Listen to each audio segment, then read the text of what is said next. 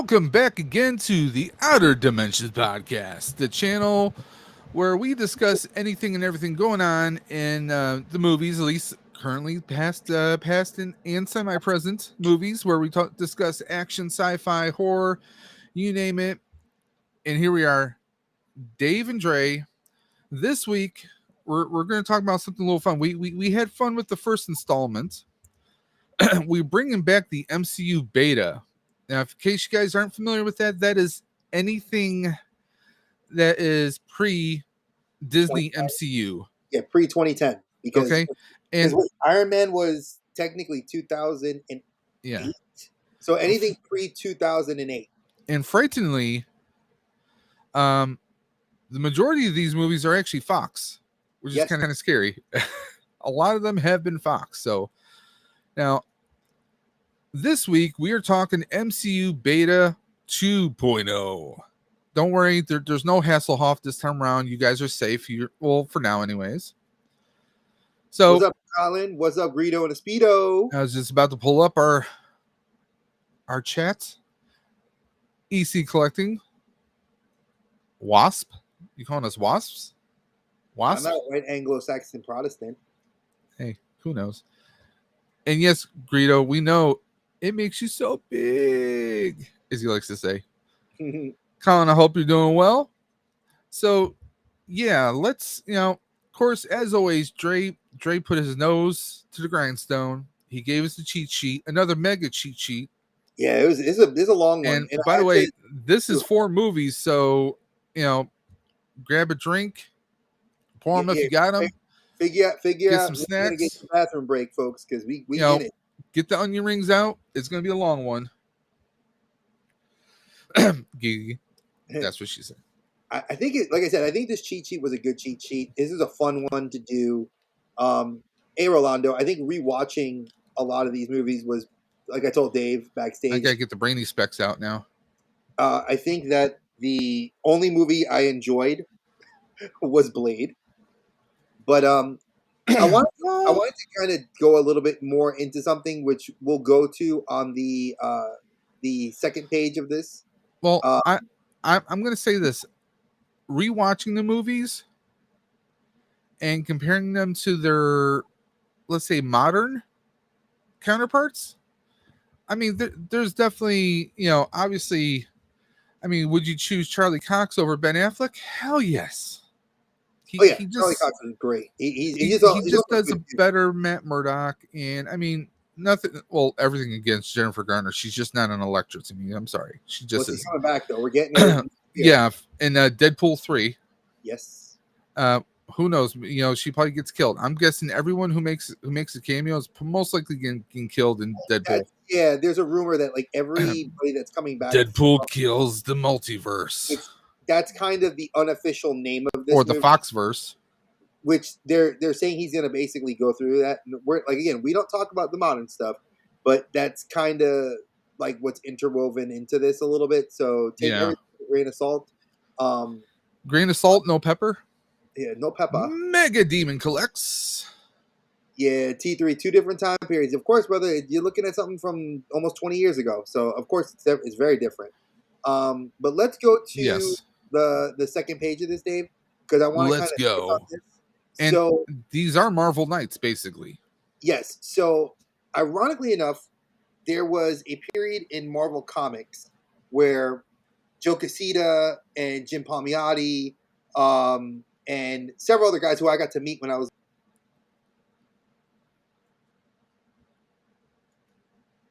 Yes, folks, we're sliding through dimensions again because I don't know what's going on. Before it was Crowder, now I think it's just Restream doesn't like us. So Thanos is a little bit ticked off at Dre, so he keeps snapping him, but we keep snapping him back. So don't worry, I'm going to be snapping him back every time. So I couldn't find covers, but the idea was that Marvel was looking for an edgy kind of darker superheroes that were tied to the supernatural and were what we now know is the street level hero. Now, obviously, there's some exceptions to that because Daredevil and Spider-Man are the 2 street level superheroes we know of. And supposedly Tom Holland, whenever we see Daredevil's new series, Born Again, that when it comes to Disney Plus, he's going to be a street level hero, and that's where Spider-Man kind of talks about that. But Black Panther, we know, is tied to his deep faith in Bast and the Yes. herb. Moon Knight is tied to Egyptian lore. We know Blade is tied to vampirism. And Squadron Supreme was Marvel's attempt at doing the Justice League, and I think they did a better job to an extent with the Squadron Supreme. I just am sad that it didn't go really anywhere outside of Now, two who were two some of the big little. names in Squadron Supreme? I'll be honest, I don't really recall ever hearing of them. So Hyperion is like Superman. okay, They just did that set, the figure set. Marvel is putting all 6 of them out. So you got Hyperion, who's the leader of the team, and he came with like a guy that has like 5 different colors. Then there was the Batman character and the Flash. They're the next 2-pack that came out, and then there's another 2-pack coming out. okay. Like the 6 of them are what form what we know as Marvel's Justice League without it being the Justice League. So I just kind of wanted to throw this out there because people heard of Marvel Knights, but they didn't know what it was. It actually went bankrupt after about 2 years because it was at a weird time in comics going into the millennium. So a lot of people were like, it was cool to have darker heroes. Like originally, this group of heroes was built to stop the Punisher. Yeah. And go figure, now when you look at Marvel Knights and they've come back as the Midnight Suns, which is, Magic, Wolverine, Blade, Yes. Brother Voodoo, Moon Knight, Spidey. Spider-Man. There's so many characters that have joined that. It's a very different but cool thing. So I want to get into the movies. I thought that was just a little bit of a dip in the toe in Well, the yeah, kind of because I mean, they definitely are based on off of the. I mean, it's not just this is only based on this story arc. No, I mean, some of these movies are actually their core storylines are based on Frank Miller. Yeah, Frank Miller. Watching the credits of Elektra, I'm like seeing Frank Miller shout out right there. I'm like, oh, okay. Frank Miller, he actually had a hand in it too, which I thought was kind of cool. Which it made me sad because you look at 300, and 300 is such a good comic book movie because people think it's a history movie. It's not, folks. It's a comic book movie. Frank Miller did it. Well, I mean, Sin City. Sin City, another good. We have to review those, folks. Give us a thumbs up in the chat right now if you guys want us to review that, like as the alternate comic movies that people don't talk about. But see, when I think Frank Miller, you know what I go to automatically? I don't know. Dark Knight Returns. See, I don't go to that. When I think of Frank Miller, I think of 300. I think of Sin City afterwards, and then I think of like the. Is it because this is Sparta? Yeah, Gerard Butler. That's where I first got my "This is Sparta." And my friends always made fun of me saying I look like Xerxes. I was bald, and they said they wanted me to put. I mean, maybe if no offense, maybe if you lost a lot of weight, got some freaky jewelry around you, I was emaciated, gold paint, and it had some facial piercings. Yeah, I could probably pull off a Xerxes. I'm sorry, but hey, Vader girl, hey Kat, how you doing? Hope you're feeling good. Because I mean, if we're going to compare 300, then we need to compare the parody of it. Oh God, yes, the Meet the Spartans. Yeah. So again, if you guys want us to do a review of like Sin City, The Spirit, what was it, 300? Because there are comic book movies that people don't realize are comic book movies, like Dre's life. Right now, he keeps snapping in and out. I know, and we're gonna figure that out. So we'll trust me, we will work on that. But there are several of them that are coming that we can love to do. I mean, Frank Miller did not do Daredevil. He worked on some storylines, and it was mostly the crossover stuff with Elektra. The big stuff the big writers, like right now, Chip Zdarsky is the best Daredevil writer right now. Donny Cates did a good job too, but he's doing Ghost Rider, which I love. But if you're looking at like that's if you look currently. Frank Miller did a side story for Matt Murdock with Elektra, and then they did a story with the Hand and Elektra, and they did, and that was like in the Defenders. But they've never. I know that Kevin Smith did several stories, and that's why he was penned as a writer, co-producer, and had a role in the movie Daredevil. Cameo in Daredevil. Yeah, so But that's guys, our first one is, like Dre said, his favorite it's my of, of favorite. of the ones we watched. I had the poster. I I did not. I had the soundtrack though. I was had the working for CD. General Cinema at the time, so I had the posters. Oh, Dave, just so you know, I'm noticing the chat scroll. We are getting a couple of good thumbs up. So I want to, if we get one more thumb up, Colin's giving us 5. Well, it depends on where the thumbs are going Yeah, up. So, yeah, they're not brown. No. so Blade. I mean, to me, as far as modern, and that's kind of hard to say because this came out. Was it really 2000? No, 1998. Oh, I You forgot to change got a it. typo there. Here, I made a boo boo. Give me a Oh, second. Dre made a typo. I made a boo boo. I made a boo boo. It's okay. It's okay. Well, because this came out in 1998. Okay, the same year as David Hasselhoff's Nick Fury Agents August Agent of 21st. Shield. Sorry, August 21st is the date. Yes. So it came out in 1998. I will say this. Um, Even though we had the MCU, we had all the various movies. To me, this is how a comic book movie should be made without trying to be a comic book movie. True. I mean, this is right up there, and I'm sure I'm going to get hot. I'm going to get heat from everybody out there. But personally, when Blade came out, to me, that was such a home run. That goes up there with Batman 1987, 1989, Michael Keaton's Batman. Okay, because it wasn't trying to be cheesy. you had like the obligatory villain in Deacon Frost, played by Stephen Dorff, who actually is the brother of Brad, aka Chucky. So, and you think Stephen Dorff, you might think of The Gate, or was it Gate 2? I think. I mean, take a look at who we got in here. Again, this is written by David S. Goyer, who has his hands in so many different comic book stuff and TV shows. Yeah. He is done. He is a huge. When you think of David S. Goyer, you are looking at 100% a guy who's involved in the realm of comic books and pop culture movies. Just so you know, now Lando, I saw you just popped in. You wanted to know what the thumb up was for. Previously we were just talking about doing a review. If people are interested, to do a review for Sin City, The Spirit, 300, other comic book movies that kind of fell through the radar at the times that these were coming out. So we've got. I said if I get one more thumbs up, we will plan it, and I'll put it in the works to make it happen soon.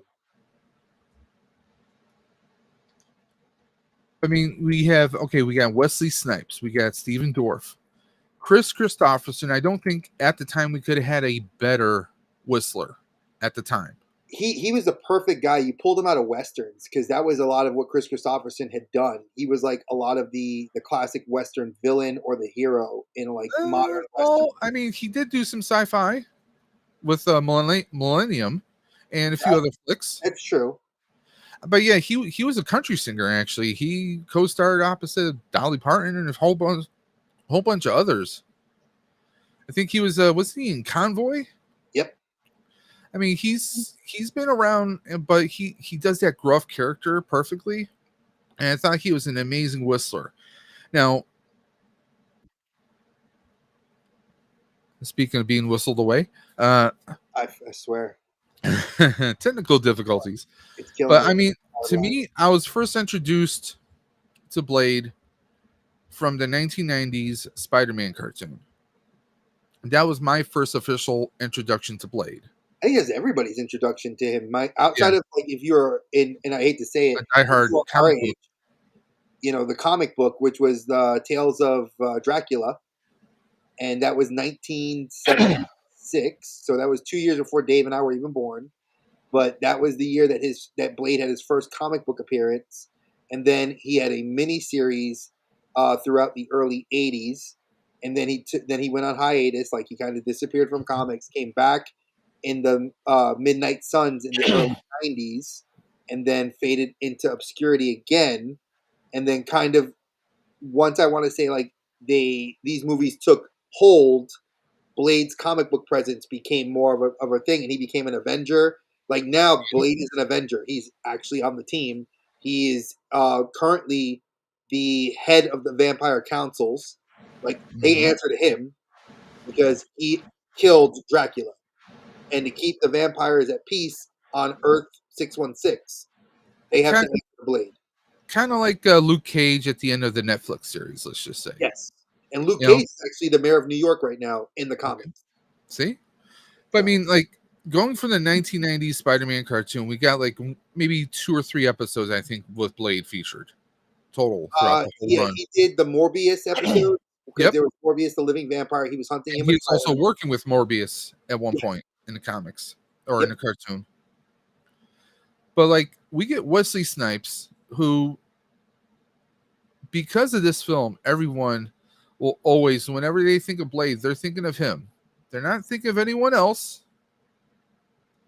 Sadly, they're not thinking of anybody else, even though other people like Sticky Fingers have portrayed him on a one-season Spike TV series. So terrible. Great concept, though. That's what killed me.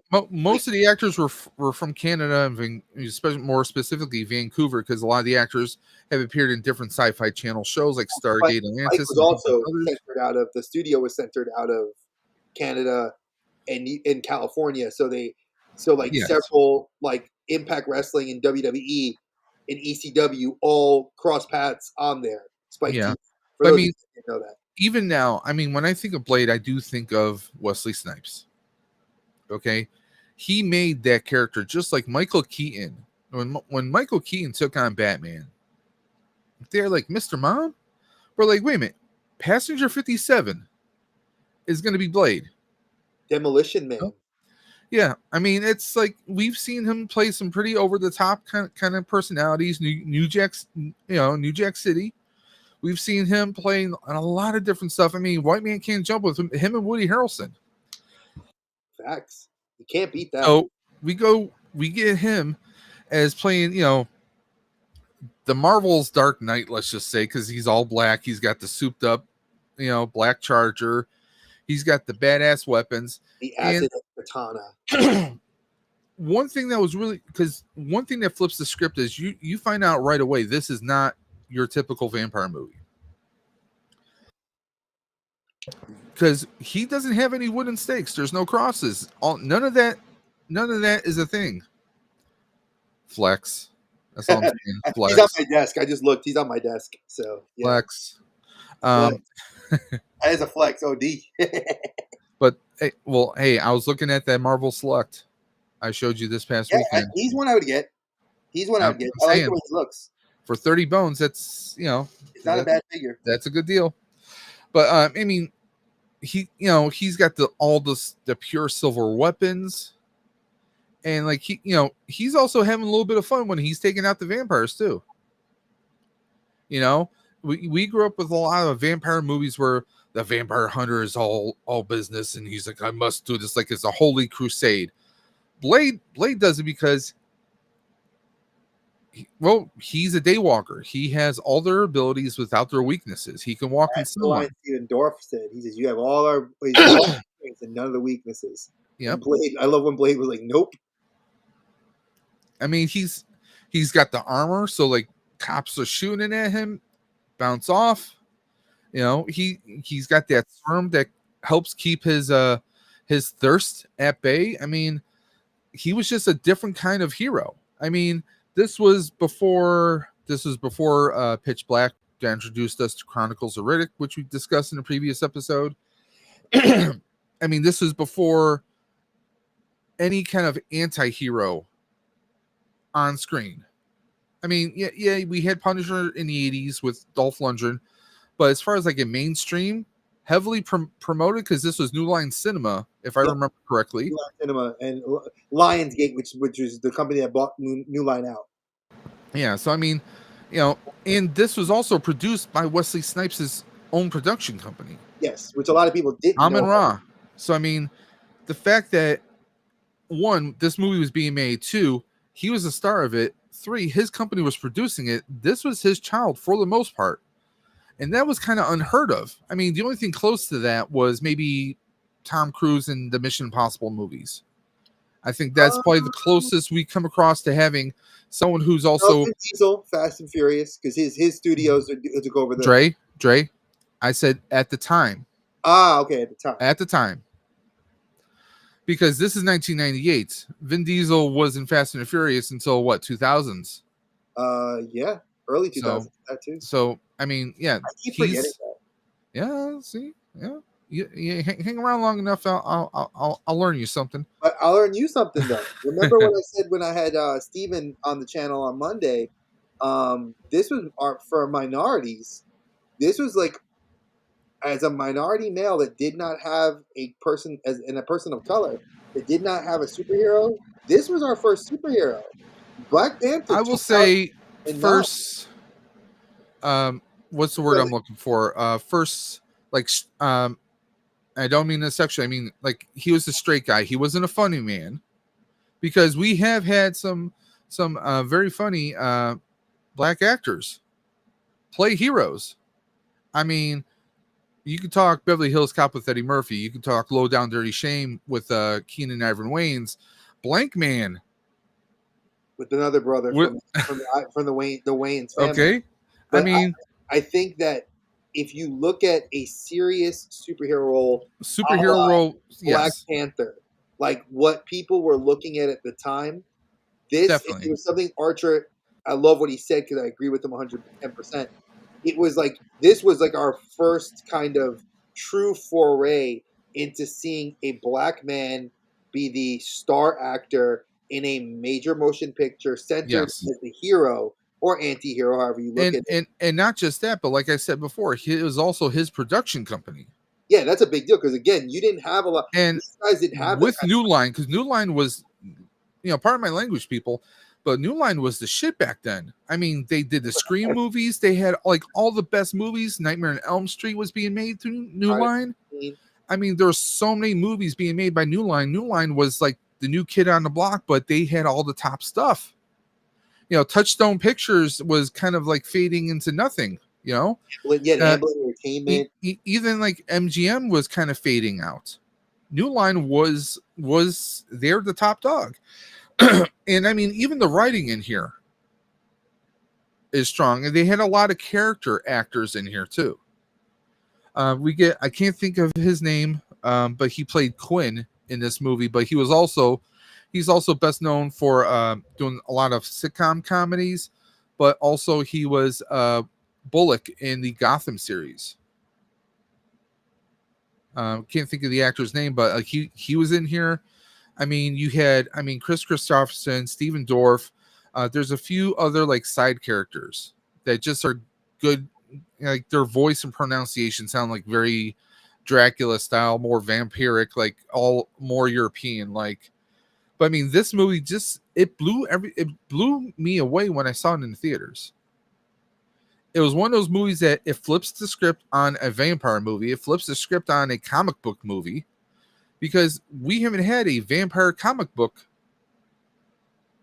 centric type style movie ever appear, unless you want to count Lost Boys kind of in a loose kind of a way. That's more comic book inspired than Monster based Squad, on the Goonies.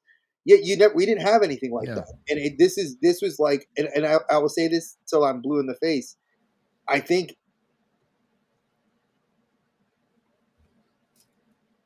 blue in the face or disappear. Again, for those of you guys listening on the podcast, it is hilarious if you hear me go in and out on the audio. I will say this till I'm dead in the ground. Probably one of the top 5 best comic book movies of all time, because it set a precedent. Like, you look at Batman '89 and Christopher Reeve's Superman. Yeah, those films were quintessentially masterclasses in trying to do a comic book movie as serious cinema. I mean, look at Superman. It's Richard Donner. Mm-hmm. Richard friggin' Donner. And those that don't know, he not only directs that movie, he actually has a small cameo in Superman as one of the cops that gets killed. Mhm. I mean, he's the guy behind the Lethal Weapon movies. I mean, Richard Donner he's made so many freaking films.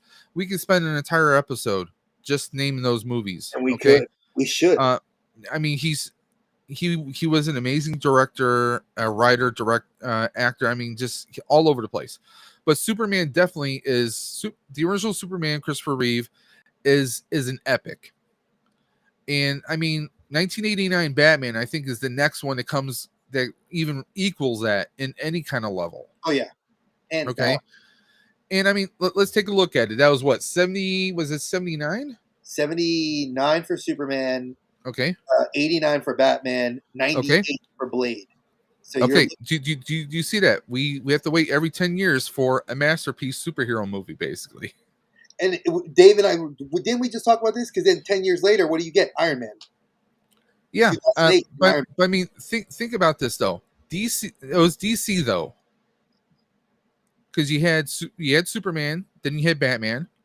But then 1998 rolls around, and we get this Blade movie that kind of, they had some marketing, but it blew people away at the box office, in my opinion, anyways. I no mean, choice for this either. You know, every movie back then, also like when they had releases, they always had. Like, I think because it was maybe a little too dark for people at the time. I think so too. I think that like but no, then you got Total Recall had toys. Okay. RoboCop had toys. I mean, I don't know. Maybe Blade they never had any toys. didn't anticipate it because one, it was a rated R movie. I'm pretty sure it was rated R, wasn't it? It was rated R. Okay. I mean, I think it's the cursing and the hyper. I mean, there's a lot of blood in here, a lot of blood, and you see like people lit on fire. So I mean, maybe they thought it would be too dark and wouldn't be kid friendly. But I mean, look at us adults. I mean, you know, when we were kids, we loved all this gory stuff, and now I was in high school? No, I was in college. Yeah, I was a freshman. I mean, sophomore in college. I mean, Blade just. I'm sorry, when I say Blade, I'm always going to see Wesley Snipes, and I think he did a fantastic job in it. Now, in the later movies, he comes off being a little bit more colder.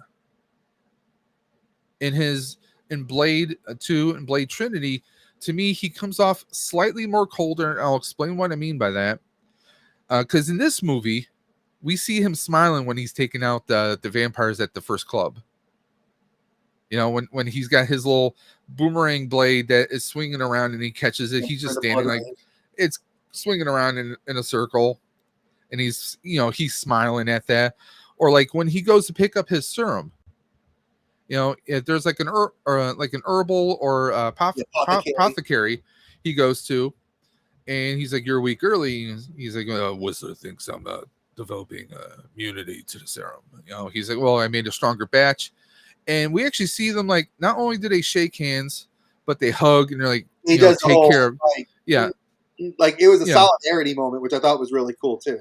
But it was kind of like, this is more humanizing of Blade, but we later on in the other movies, we see Blade become more distance of humanity, more hatred towards humanity. But of course, he starts losing more and more over the course of those films. But this one, it was like, like he even spares a doctor. Partly because he thinks he can use her for, to maybe track or use her as baits. But also, I think it was his human side. Kind of like, I don't want to just kill anyone. And of course, she is like a semi-love interest. Let's be honest. It is what it is. I didn't get that, like, at all from the movie. Like, I didn't feel like she... And because he didn't think about that, he got Thanos snapped. No, I'm kidding. There he is. They didn't like me saying that, but I don't think that there was a love interest. Hey, Millennium Workshop. Hey, Dave. Hey, Dave. Hey, Duff. I don't think there was, like, I felt more of a kinship because Blade knew that he needed to guide her if she was going to make to survive it. It felt more like she's my friend than it is she's my lover. And Blade never... You gotta realize, if you go back to the backstory of who Blade is, he's the son of a prostitute. Uh-huh. And Deacon Frost turned his mother while Blade was in the womb. Yeah. So that's a lot of why there's, like, I feel like the anime that came out in the mid 2000s did a really good job of kind of giving us more about the relationship between Deacon Frost and Blade Yeah. and just vampires as a whole. Because I thought it was a great. Well, I mean, cult. they could have stretched out Deacon over movies, but they didn't. They just kind of used him as the baddie of the movie. You Well, know, remember, he had he killed the whole presence. What was it that he killed their god in the first yes, movie? He kills their creation in the second movie. Then he kills the progenitor in the third yes, movie. That was like the trifecta of Blades. They were like, this is what he killed. He killed their god. He kills their creation. Now he kills Dracula, where he can walk in the day yes. too, Drake.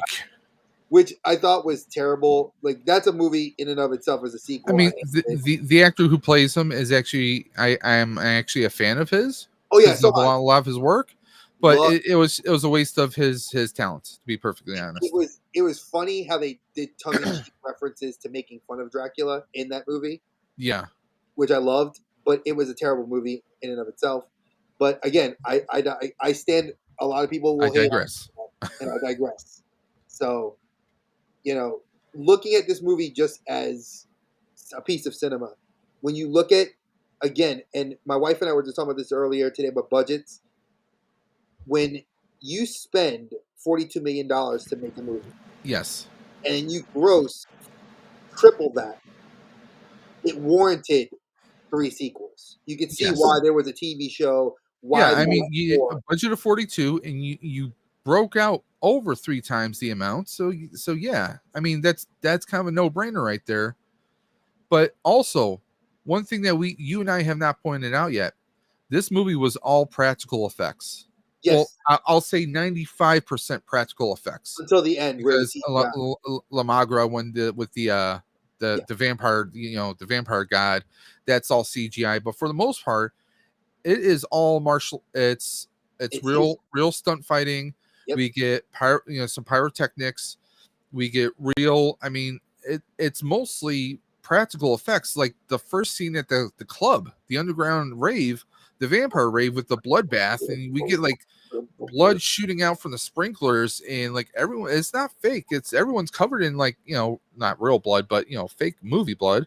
I mean, to actually set up those kinds of gags, like they like to refer to them as, I mean, that's a lot. I mean, that was tremendous.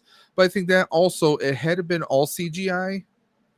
I mean, yeah, when you kill a vampire, they burst into like ash. But I mean, we've seen stuff like that on Buffy the Vampire Slayer and yeah, Angel that was back in already the 90s. pre-established. Like Fox had that because, Yeah, again, ironically enough, Fox owned Buffy, and yeah, they did. that's why we saw a lot of those same practical CGI effects Yeah, from Buffy the Vampire Slayer, the television show, in Blade and and subsequent. all they did was crank up the special effects just a hair for Blade. So the technology was already around.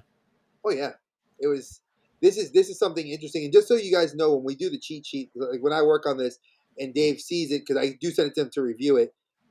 Sorry about the one error that I forgot to fix it because it's August 21st, Oh, 1998 you're when the movie was fired. released. But the Marv Wolfman and Gene Conlon, those were the Marv Wolfman is the original creator from 1976 that made Blade in the Tales of Dracula comic book series. So I just wanted you guys to kind of get a taste for who created Blade and like know the evolution. And obviously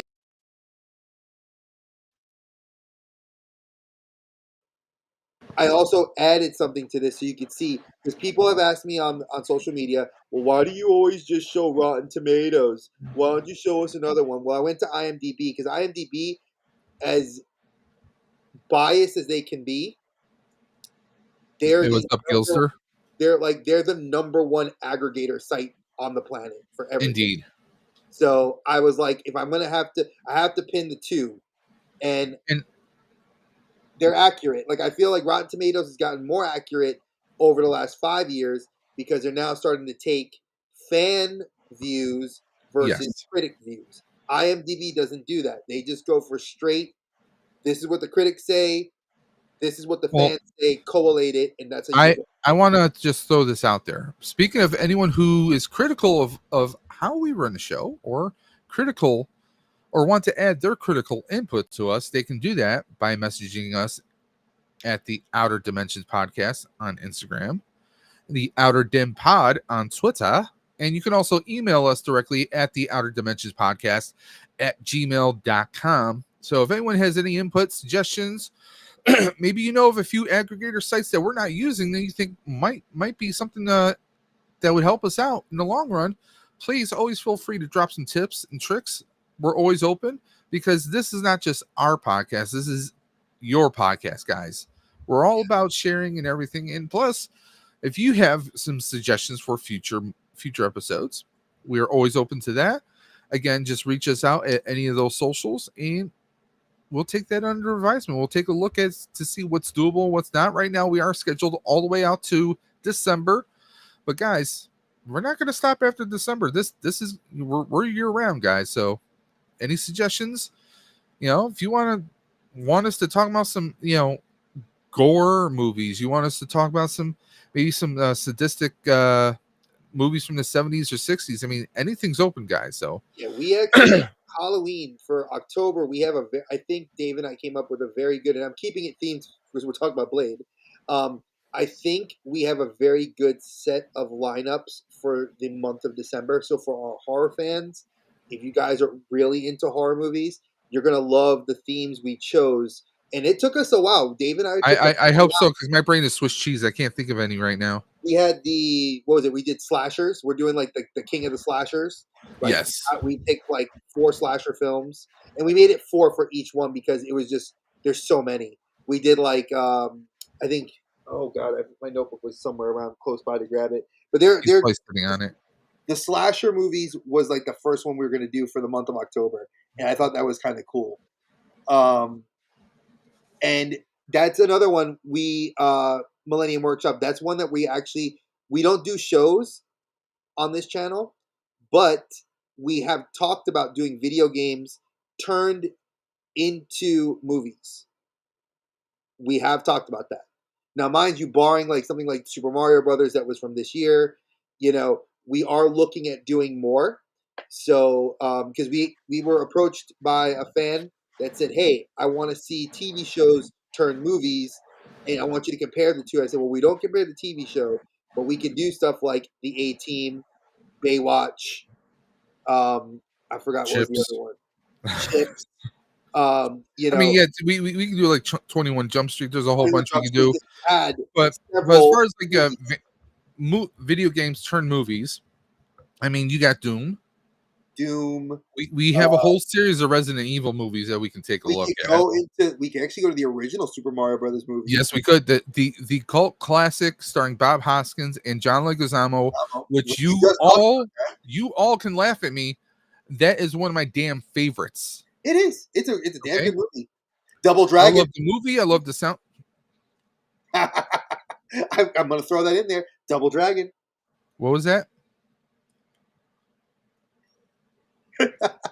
I'll snap you out of here. Yeah, I knew you were going to keep me out for that one, but Double Dragon's in there. So. I mean, yeah, Double Dragon definitely qualifies under there.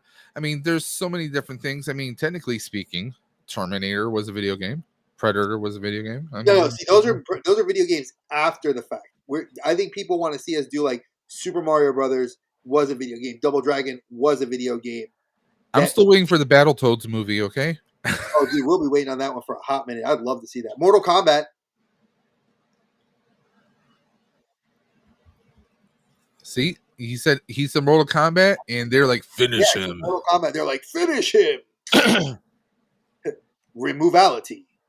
At the end of the day, I mean, Dave and I think we've given this movie a rave review. I mean, a lot of like when you look at people like Roger Ebert, may he rest in peace, and maybe a little bit. This movie got 3 out of 4 stars. I mean, it's got a 7.1. Even when the critics were praising it, we all know critics don't know jack. Yeah, and when the critics at the time were extremely critical of comic book movies, because Stan Lee himself said the reason why comic book movies were having a struggle to be made was because you didn't have a desire. You had a desire for them, but you didn't have in the a non-kid friendly comic book movie at that, because as far as the kid friendly comic book movies, we had stuff like I Bearded mean Man. Teenage Mutant Ninja Turtles Yep. back in 1990, and of course the eventual sequels that followed thereafter. We don't talk about part 3, not really.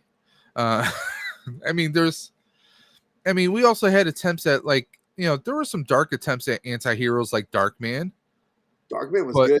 Liam, the first one with Liam Neeson, and Oh yeah. directed by Sam Raimi, of course.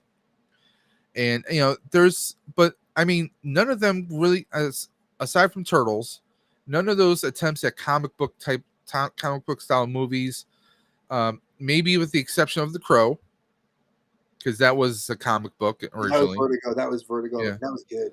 But I mean, aside from those two, I mean, Blade was that was the big one.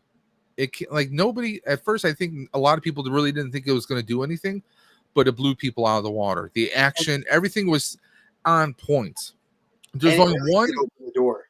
There's only one thing that kind of annoyed me, like the in the one scene, when they used the I forgot what it was called, but the special fluid that was a coagulant. Yeah. Okay, it just so happened that the doctor was like, "Oh, well, you can use this, and this will do this," and just turned out to be, "Oh, that's going to be the weapon of the movie for later on when he has to go take on a whole horde of vampires and take down La Magra." It was like that was like the only thing that was just a little bit too damn convenient. But Wait, the but rest of the film, can I make you laugh with this though? Do you think it was done in the sense of like how the '90s movies, you knew it was a movie, it was a good movie when they said the title of the movie in the movie? Because well, remember, like, that his was name a is trope. Blade, so they said they said that thing. Exactly. When we hear like, "Oh, it's Blade," we know that's the turning point for the good guy to get his moment. Like that kind of what I felt was the trope for this movie. Yeah. Like, we knew that La Magra was going to be taken down by a coagulant. Okay. Go figure. Something that would coagulate blood would kill a blood god.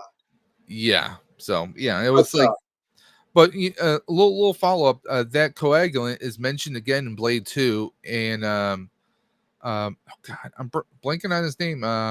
Norman Reedus. Norman Reedus mentions the coagulant to Blade, like it's the very first time Blade's ever hearing about it. I'm like, really? Come on, dude. Really? And I like that they did a time loop, like a time lapse, like where Yeah. Blade. There was, and again, Guillermo del Toro, which people directed the second movie, Yes. and that's why you got Donnie Yen, Norman Reedus, you had Ron Perlman, you had a huge cast of characters in there. Oh yeah. Great, It's so many awesome people in and the fact that Guillermo del Toro, his second movie for Blade 2, was the inspiration for the vampires that were in The Strain. yes. So for those of you that are huge into like vampire lore and into like Guillermo del Toro, he did that's a lot of people love that. Definitely. So So I mean, I think we all can say this is probably one of the best movies that we've reviewed, or the best commercially it's gonna be received. downhill from here, folks. Oh yes, it's going to be horribly downhill from here. We're sliding downhill from here, folks. So we're going to move on to The Man Without Fear, I think I put the right date. and the man with bad hair color too. Oh yeah, they dyed his hair. It was terrible. This was terrible. Okay. Even the younger version of Affleck, the kid, we had a bad like hair coloring job. Oh yeah, like the kid actor they chose too was terrible. I was like, oh, you're going to be Daredevil, so your hair has to be like a very dark crimson red. No, please no. I mean, I see grannies at the supermarket with better hair coloring than that. All right. So this one, I don't. I have a very strange love-hate relationship with this movie because Just 5 years after Blade. 5 years after Blade, you're in this Marvel Knights mentality where they're like, we're gonna put darker heroes out, and you get Ben Affleck obviously starring in it. Kevin Smith, he plays a crime scene detective in the morgue that helps Daredevil get some gear. Favreau actually is in this movie And Favreau plays Foggy, which I thought was hilarious because Affleck and Favreau are not really best life friends. They're in real life, they're not really friends.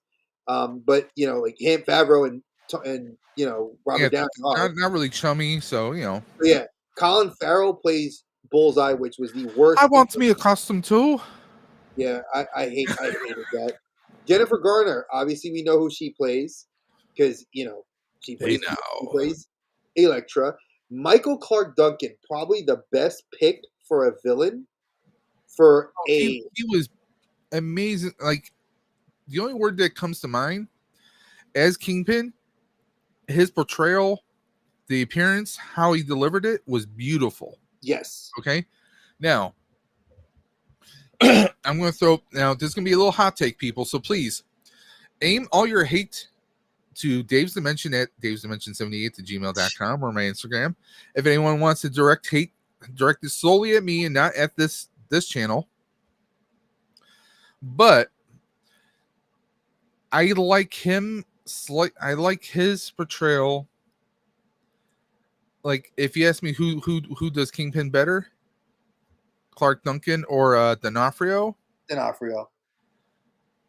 I'm leaning towards Michael Clark Duncan. I like because let me explain. That's what I'm saying. I can explain my view. I want to hear yours. My view, my imagery when it comes to Kingpin is someone who is very strong, very built, very much like Michael Clark Duncan was. Okay. Whereas when we watch Daredevil, the Netflix series Daredevil, and we see Vincent D'Onofrio, he is very savage and he can beat the living crap out of a person, but he's also that timid boy that Wilson Fisk was as a child. He's that timid boy that is worried about certain things. That's a little bit of emo at times, let's be honest. Whereas Michael Clark Duncan, we don't see him as a young child. We just know that he's the one that kills Matt's father. We see him as this strong kind of, just the epitome of Kingpin. Like no flaws, no none of that. I mean, D'Onofrio, personality-wise, he does kind of come across slightly like the animated Kingpin.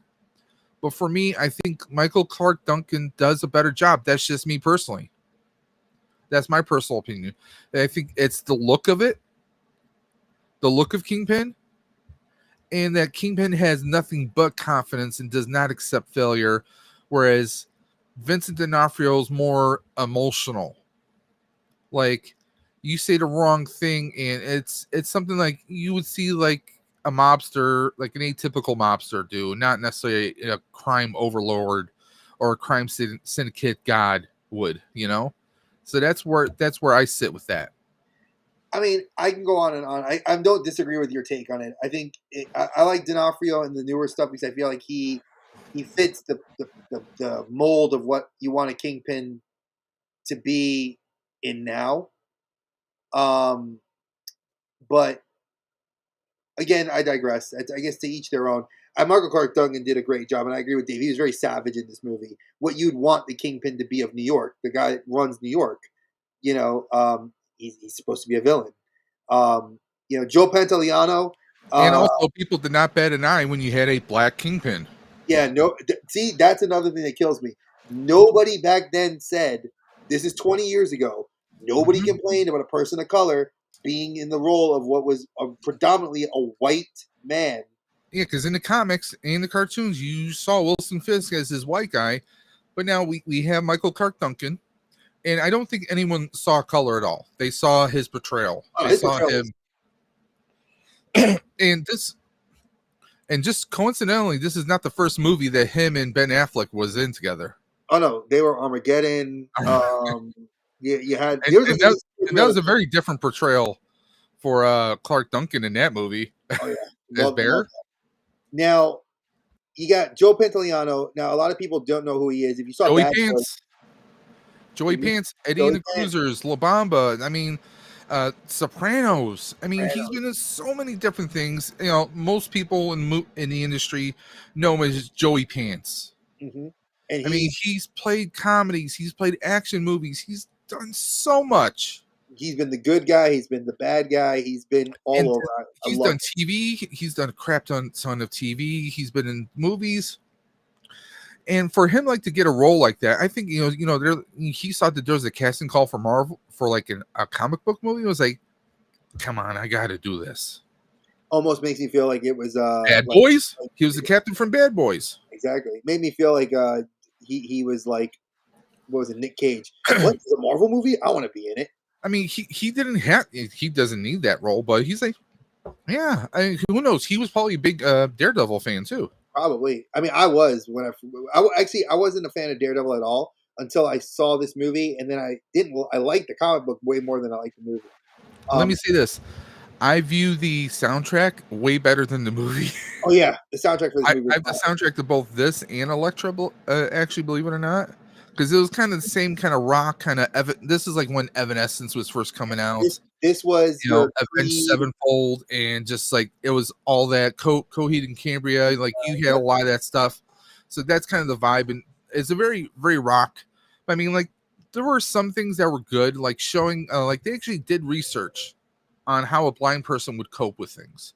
Like you see Ben Affleck putting money in his wallet, like he has little Tupperware containers with like 5s and 10s, and he's folding them a certain way so he knows what he's pulling out of his wallet. I mean, that's something that I thought was like, okay, that's interesting that they actually show us some of that, but like the bad contacts for his eyes, the bad hair color, and just like a lot of it was kind of like it was a little too cartoony. Like Bullseye having the target imprint on his forehead. Bullseye never had that, folks. Not even no, he didn't. New figure, the new Marvel Legend we're getting with the female Bullseye, she doesn't even have that. So that's just to give you guys. You know, she does have. She has a costume too. Yeah, she has a costume too. Reason why I'm saying that, people, if you're in case you haven't seen this movie, Colin Farrell plays this hitman named Bullseye, and when he sees the Devil of Hell's Kitchen, which is one of Daredevil's nicknames, he sees Daredevil and he tells Fisk, "I want me a costume too." It's just you actually got him with his accent, because it was Colin Farrell when he's been in other films. No, he poured on his Irish accent. Oh, yeah, he poured it on. He's natural born Ireland native. Okay.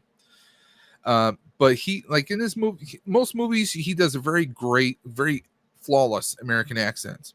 Okay. The movie SWAT with Sam Jackson and so many others, cult favorite of mine. Yeah, but in this movie, like he kind of pours on his Irish accent a little too much, but I think that's more the producers and directors like, could you just kind of like overly do it? Yeah, and he kind of does it. There's the cup, pour it, it's full to the rim. It's starting to spill a little bit. Keep going. His cup runneth over.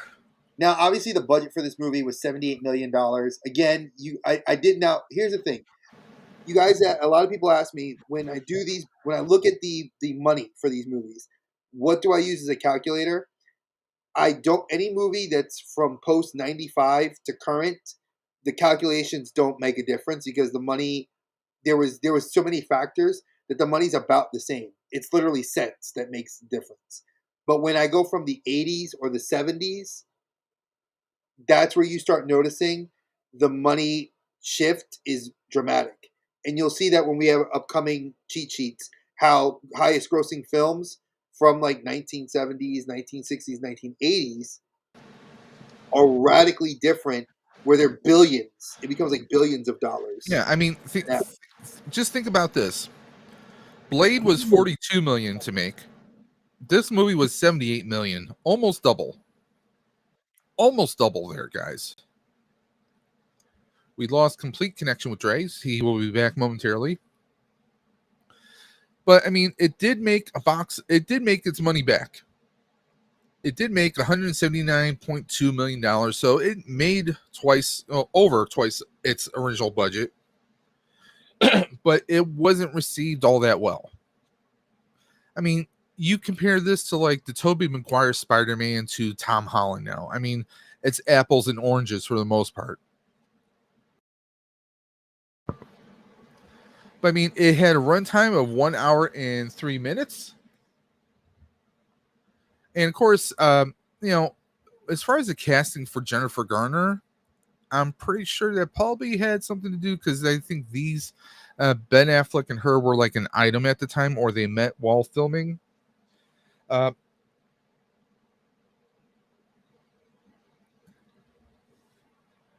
Okay, pardon me for just a second, guys.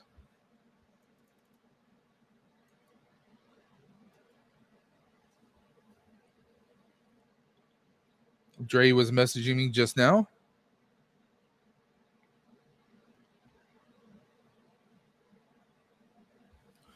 He's having some there's some kind of computer connection issues that we're having sustaining him here, so I do apologize. Just message him. He's going to attempt to see if he can get back in with us any second now.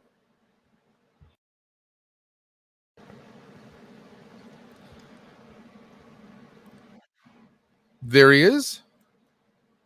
There he is. Hey, I just sent them a message too, just to let you know. I'm trying to get back to my train of thought. So, looking at these budgets, when I look at the numbers, I try to give you guys as close to accurate numbers as possible. So 2003 wasn't a big. We a couple years later we'd have a recession in 2005, and then we had the housing crash in 2008. That would have affected numbers then. So, and even still with Hollywood, it really didn't affect much when I looked at the numbers crunching it. So 179.2 million dollars. This movie again by 50 million gets you a sequel, gets you your money back in many people's eyes. This movie made its money back and enough to warrant a sequel. Now, obviously, we'll discuss the sequel because I think the sequel was far worse of a movie than this. I'll say no. I'll say we should justify it with a spin-off and not a sequel. Yes, I would say this is a spin-off movie, not a sequel. It is funny that IMDb rated this movie so highly, and when I dug through kind of the numbers, it's mostly because of what it brought home on the box office. So a lot of people look at movies now and will say like, "Oh, if Pixar movie like Elemental was a $200 million movie to make, but it only warranted $100 million because of the worldwide box office," people still say it's a success. Well, no, it's not a success. Financially, it's a flop because to warrant it, you need to do like Star Wars. Like when when episode 7, 8, 9 came out, you had multi-billions. Avengers blew those numbers out the water. Spider-Man blew those numbers out the water. I think part of it is like back then DVD sales were big. Yes, that's another thing too. I couldn't factor in because I looked up to try to find numbers. Again, you guys know I'm a statistician in a little bit because I like to know. And it did come out at the time of Lord of the Rings. Yes, it did. That's another thing. The studio could have taken a hit on this movie, but then it gets the success of the Lord of the Rings trilogy. So, which were fantastic, by the way. So that's where this lies. Now, obviously, again, IMDb rates it 5.3 out of 10. Rotten Tomatoes 43%. It was not what a lot of what I read, I agreed with. It's a lot. They were trying to jam pack an origin story into 2 hours, and it just didn't work. Well, the action sequences were kind of a mix of Adam West Batman and bad martial arts. well, Can you blame the actor, or do you blame? or do you blame Dre for dropping out like he just did? Here he is. Yeah, we're gonna have to talk about Restream. Well, I mean, it's part of it is the way I look at it is this. I look at the issues of writing, directing, and producing. Do I blame the actors? No. Because they're just reading off the script. They're going by the storyboards. They're being told what to do. You know, your supervisor says, "Hey, I want you to do it this way." You're thinking to yourself, well, I really don't think this is the right way, but your supervisor has final say. You know? But looking at 2003, it was not a great year, guys. We had Terminator 3. We had Freddy versus Jason. We had X2. So, I mean, we already had a lot of comic book or sci-fi oriented. Underworld, of course, Daredevil, which Way we're talking better about. franchise. And don't hate me for this. Leprechaun 2, Back in the Hood, Dreamcatcher, Hulk, the Ang Lee Hulk, Hunted, Once Upon a Time in Mexico. I'm probably saying this, I'm probably pronouncing it incorrectly. Ong Bak, Ombak, yeah, that was great. Too Fast, Too Furious, Bulletproof Monk. Great movie. Okay. I mean, there's a lot of fun movies. We had a remake of Texas Chainsaw Massacre that came out that year. Which is one of the best ones ever made. Wrong Turn, Final Destination 2. I mean, even like the comedies, you had like My Boss's Daughter and, you know, some of the little teeny bopper romancers. Gothica with Halle Berry. That was a good movie Identity. too. Willard. Freaky Crispin Glover with Talking to the Rats. Yep. You know? And we had Timeline, another Paul Walker film. League of Extraordinary Gentlemen, Sean Connery. Fantastic movie. The Rundown. Great movie. Tomb Raider, The Cradle of Life. I believe that was a sequel. That was the sequel, and it was terrible. My mom saw that. Lord of the Rings, Return of the King, of course. And Pirates of the Caribbean, Curse of the Black Pearl. I mean, there's lots. I mean, we had House of a Thousand Corpses. Great House of the film. Dead, Dracula 2. Going through a whole list here. Beyond Reanimator, if you're a horror fan right there. A classic horror, man. Bad Santa. Old What's School. funny? My boy Blue. You're my boy Blue. Holes. Haunted Mansion, the one with Eddie Murphy. Yeah, guys, that was 20 years ago. Feel And old we yet? had a remake of that one too. Bruce Almighty. I mean, Great film. Daddy Daycare. I mean, they had like The Core, Matrix Reloaded, Paycheck, Deep Shock. I mean, so many. Oh, here, Last Samurai, Tears of the Sun, Master and Commander, Helen of Troy, Saints and Soldiers. I mean, we can go down a whole list here. Hoodlum. It was Hoodlum and Son. I think SWAT. Actually, yeah, SWAT came out the same year. And SWAT did way better. Out of Time with Denzel Washington. Another great movie. I mean, there's so many. Yeah, I mean, you had a lot of good movies, some not so good. But I mean, come on, look at that year. Were the chips stacked against it? Yes, but we had much better quality films too. And Dave and I've done this before. We look at a movie that it came out in a year that things were hot, like Independence Day 2 came out in a year where movies were hot. So that movie it had a lot of expectations to hold up to, but at the same time, did you really care if that was a flop when you had like Charlie's Angels? Yeah, Charlie. Well, Full Throttle. You know, but you understand what I'm saying? There's so many other, like, I think that, and I noticed that Matt Pat, big shout out to Matt Pat and Film Theory. I love you on YouTube, Matt Pat. If you ever watch us, bring me and Dave on. We'd love to work with you. Gilser, that personally, a lot of people kind of like threw their noses at that movie, but Artificial Intelligence, I love it. It's a great movie, and it was actually a great, fun movie all the way through. Is visually stunning. I mean, it's I want to say it's akin to Dre. Don't hate me for this. Alita. No, it's not. It was Alita was good. I think James Cameron. I mean, like as far as the visual, like, visuals, like seeing the droids, the androids, you know, and seeing how they were like swapping parts and stuff. That definitely had. I definitely think Cameron was slightly influenced with that. At least a little bit.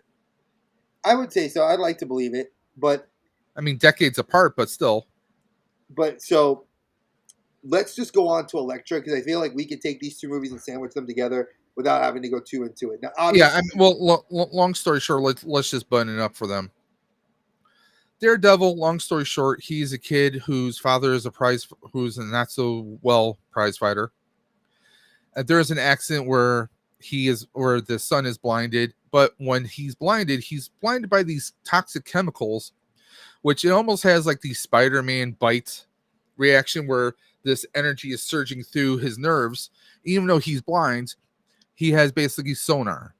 When there's a vibration or any kind of sound, he can see everything that's going around him. So it kind of fine tunes his reflexes and his other senses. That's why he's the man without fear. That's why he's able to do backflips and all kinds of crazy stuff.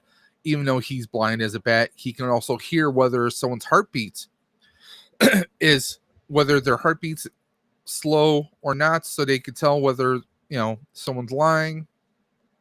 He meets a girl who happens to be the daughter of a big crime lord who has dealings with the kingpin Wilson Fisk.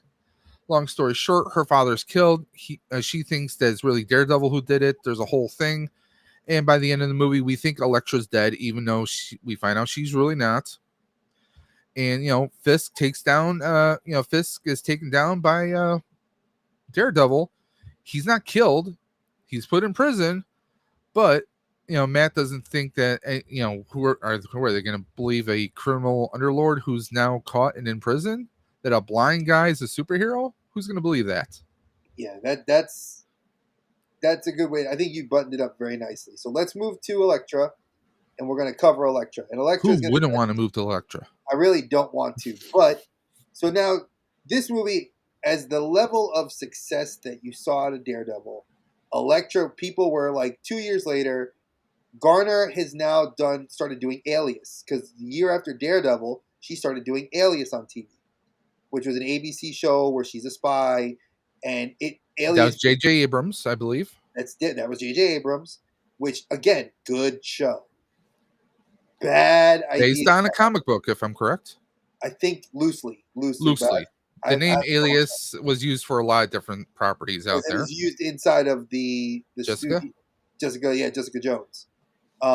So this movie, again, Frank Miller wrote and created the character, which is one of the saving graces for this. Now, let's go through, obviously, the actors in this movie, because I feel like amazing actors. You have to look at Cary Hiroyuki Tagawa. Shang Tsung. Your soul is mine. Your soul is mine. Walker. The Walker as in Walker, Texas Ranger. He was on Nash Bridges. He was a staple in a lot of different sci-fi, on a lot of action shows.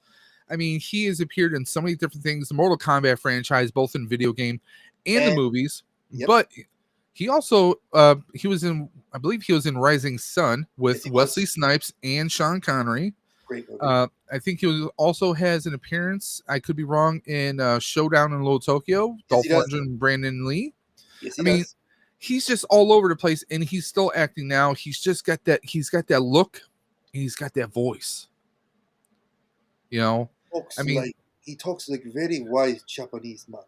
Very, very wise. But it's like if you had someone who had like a very wise, like what Dre was describing, like a very wise Eastern accent, but also the badassness of Clint Eastwood in his prime. I think Ken Watanabe. If you have to pick a guy that's yes, Tagawa now, like a successor to him, yeah, definitely. Ken Watanabe is that guy right now. Now, some people may not recognize the name Goran Vishnik. You might know him if you watched ER back in the 90s. Yes.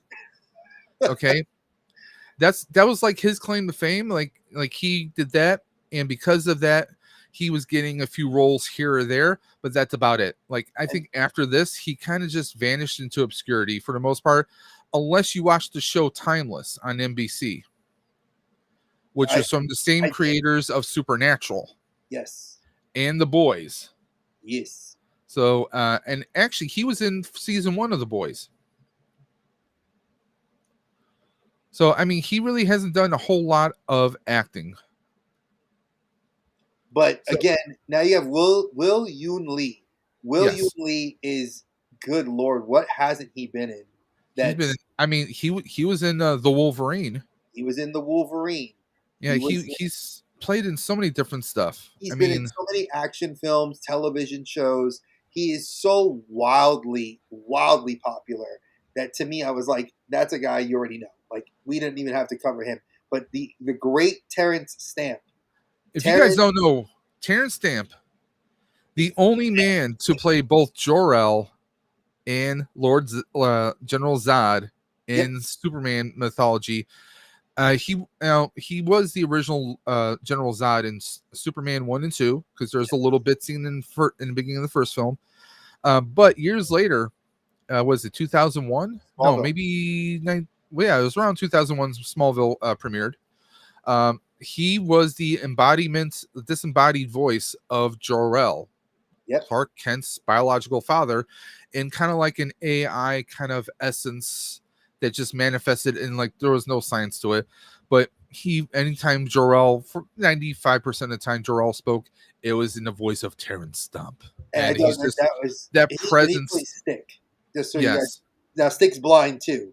He's military trained, blind, knows how to fight. That we see him in Defenders, and we see the same actor who I love, the guy that was in Oh, yes. Netflix show, because he is a tremendously good actor. His name escapes me right now, but I see Dave looking it up, so that's why I'm not worried about it. Don't worry, I'm looking it up right now. He is he like the two of them were just fantastic, and they do such a great job in playing the roles that they were due. Now, obviously, this film picks up where Scott Elektra. Glenn was his name. What was his name? Scott Glenn. Scott Glenn. Yes. The Right Stuff. I mean, he's been in he's been in movies since like the 70s. I mean, you've seen him in like background characters and whatnot. But to me, don't hate me. I mean, I love Terrence Stamp, but Scott Glenn. I mean, I think he did a better job as Stick. He's a better Stick. Yeah, but again, Because you gave him time to flesh it out though, because yes, he had seasons of Daredevil and Elektra. yeah, Well, not Elektra, he appeared in of season Iron. 1 of Daredevil. Yeah, he appeared in season 1, and then he was in the Defenders TV show. Yes. Because I mean, he's that soldier that will, like, it's kind of like if you ever see in a movie where there's like there's the leader, but then that leader will do whatever he needs to do, even if it means, inspiring someone to do something that's most likely going to get them killed, so that he doesn't have to get killed, because it furthers the movement. That's kind of like how he is. But I mean, in this movie, Terrence Stamp kind of plays. He kind of plays Stick more like Yoda and Obi-Wan rolled into one. yes, and I You know, didn't like that. I because felt like he's hustling Pool 1 minute, and then like he's tricking Elektra into being hired to kill a girl, but then obviously she turns around and has to protect the girl and the father, and then later she finds out, wait a minute, this girl has skills and her father has skills, because he throws a knife perfectly into like somebody's head or something. I'm like, it's like, oh, suddenly everyone's got abilities. You have very like it hovered that weird realm of like supernatural mysticism, martial arts with like comic bookness, and then like trying it did too. It dipped I'll its hand in too many pots. I'll say this: the bad guys in this movie, that the henchmen, if you will, if you want to call them that, the one with all the special powers, it seemed like they were just slightly better looking versions of the hench people from the second Ghost Rider movie. Okay, now one of those characters is Typhoid Mary, which Yeah. is an actual comic book villain. Oh yes, In, and there's a different version of her in the Wolverine. and there's a different version of that Typhoid Mary we see actually show up in guess where? Daredevil season 3. Exactly. So it's for those of you that are like trying to understand like this series, like they did better in the television series than they did in this movie. Now, obviously, Which is kind of weird if you think about it. yeah, because you figure the movies you have a shorter amount of time to make something bit better, and it did not. This movie was terrible. I told Dave I've watched it because it's our homework, but Lord help me, when I watched it, I was so mad. It was so Guys, it wasn't terrible, it's terrible. It was a terrible. it was just terrible, terrible, terrible, and it didn't even make its money back. Like, so you have $65 million to pay all this stuff, get the sets and everything, and it only made $57 million. People were like, "Oh, but it's so good." IMDb, again, based on DVD sales, not Blu-ray, DVD sales, 4.7 out of 10. Rotten Tomatoes, I think, hit it right on the head, 11%. And a lot of what the critics said this was wrong with this film was it's sad that they felt that this set the female lead actress role for a superhero film back. And when you think about it, when was the next time we saw a female led cast for a superhero movie? Black Widow. And it's almost 16 years. What about barbed wire? I was thinking about that movie too. That's another one we got to do. But 16 years, it was 2021. Pandemic era, people. And that movie went right to streaming. We didn't even get it in the theaters. So, or we did get, no, we did get Widow in theaters. I saw it in theaters, but it came to streaming like the same I time. waited for streaming. I'm sorry. I waited until it was on Disney. Oh, no, I saw it in the theaters because Lana, it was like one of those times that me and Lana did not want to stay home because of the pandemic. So we saw it in the theater. Now, Okay, so I have to throw this tidbit out there. Okay. Go ahead. So Elektra came out in 2005. Yes. She now Jennifer Garner continued to make Alias, and then she wouldn't make another movie until 2006, which was Catch and Release, which was like a rom-com. So she never really re-entered any kind of action stuff. She was in Ghosts of Girlfriend's Past, like 13 going on 30. She was basically kind of like she kind of kicked her like after making that movie, she never really returned to. Well, she also broke up with Ben Affleck. Yeah, and then they got back together, and they got back together, and they broke up again. And it's like, and you gotta look at it like, who's the bigger comic book fan in that relationship? Yeah, she went back to her strength, which I guess was like rom-coms for the most part.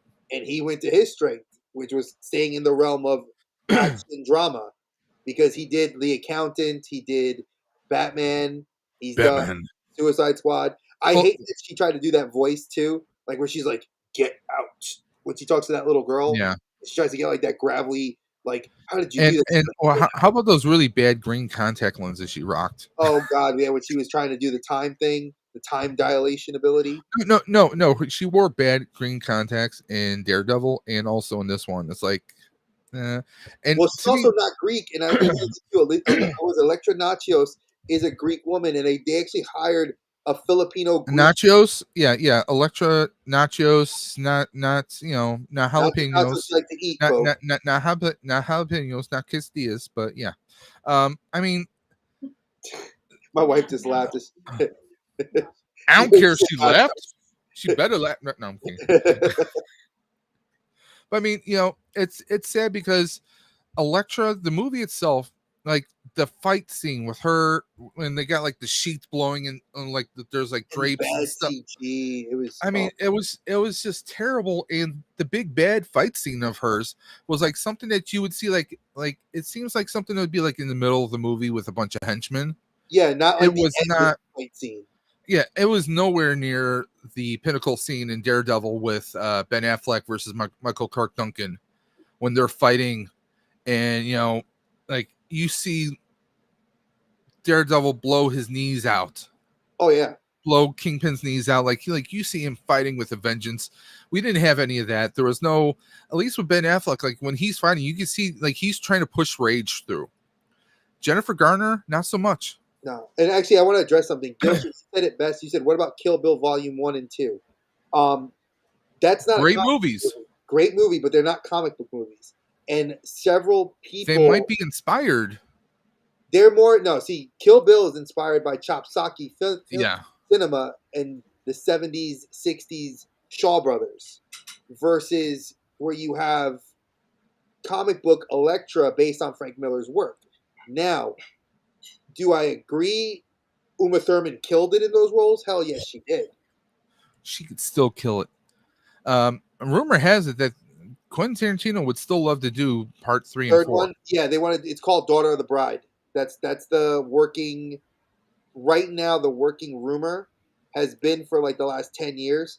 So that would be Bunny. Would be his last movie that he would do. It'd be like the Daughter of the Bride, where it's the Vivica Fox's daughter versus Uma Thurman's daughter. Well, then it wouldn't. Okay, so yeah, it would be one of the 5 taking on Uma Thurman's daughter, because like we know in Kill Bill 2, Carradine's dead, and he's dead in real life anyway. Yeah. But like she's the daughter of the master, and Uma Thurman actually has said that she would love to do the movie. There's a lot of people that want to I see. mean, there's a lot that can happen. You can even have the kids of all the people, because who's to say Daryl Hannah's character didn't have a child? Oh, she did. Yeah. There's lore. There's lots of lore into, like, I've delved into it a little bit of it. I like that Tarantino creates these full on universes for his. I'll be honest. I don't think Tarantino's ever made a bad film. I Uh, mean, I love Jackie Brown. Jackie Brown was great. I mean, it's I mean, just, can we even think of a bad movie that he's done? Reservoir Dogs is good. Yeah, I can't really think of a bad movie he's See, done. I that's what really I'm can't. saying. I mean, it was Inglourious Bastards. That was a great film, and a lot of people It's a hated it fantastic because, film. and I mean, he made careers off of that. So Eli Roth can thank him for a lot for that. No, who directed Four Rooms? Was that Tarantino, or was that No, him that and was him. Robert Rodriguez? That Or was Robert Rodriguez. okay, that's a great film though. So that Gilster, I wasn't ignoring you. I wanted you to know that when I look at Kill Bill, I look at that in a very different light than comic book movies. Like Yeah, like I look at Kill Bill more like, you know, I'm trying to think how I would look at it. I look at Kill Bill more like a martial arts action film it's than I I would do. say it's like an homage to It's those, an homage movie. to like the old style kung fu like revenge movies. You know, like Pai Mei, the actor that plays Pai Mei is, you know, in Kill Bill is actually a famous Chinese Yeah, Shaw he Brothers friggin' actor, just kills it, man. and he does such a great job with those eyebrows and the Fu Manchu. I love And it. what was it, the Crazy 88s with the X Club? Yep. The, I mean, Gogo Yabari. I mean, that was Puffy Amiyumi. That was all like idol singers. I mean, it was done really well, you know. So again, that's something that yeah. people. I would love to. Maybe we again, if we want to get some thumbs up. I'm sure there was a comic book made about the Oh, the movie, or anime. no, I'm saying like merchandising afterwards, like Oh, totally. like even Teenage Mutant Ninja Turtles 2, they made a comic book adaptation of it. So yeah, Well, okay. So I'm gonna clarify what I was saying. The critics said that as a female led comic book movie, not a female led action movie. yes, If I said that, I stand corrected, but I wanted to make that clear that Jennifer Garner set back any actress, and it's true because you don't see that till 2021, 2022, Wakanda Forever. yeah. I mean, you haven't seen a female led. Well, you could say Underworld, but Well, Underworld already had existed that's going to be before that. action. That's not going to be comic book based. So Exactly. So we're looking at comic book based action, comic book based movies that because Catwoman was not a good movie. I'm sorry, I love which one? Hallie, but that was not a good movie. Which one? Catwoman. Catwoman was terrible. That's what I'm saying. So I hope I clarified that and it makes a little bit more sense.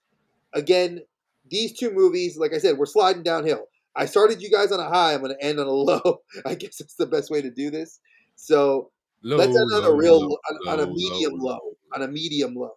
Great actor, not so great movie. Now, and again, Frank Miller. For those of you that were questioning earlier, because I know like T3 had made a comment, like Frank Miller had his hands in the Punisher. He did briefly. You have to. Frank Miller had a hand in everything that was Marvel Knights except for Blade, Black Panther, and I want to say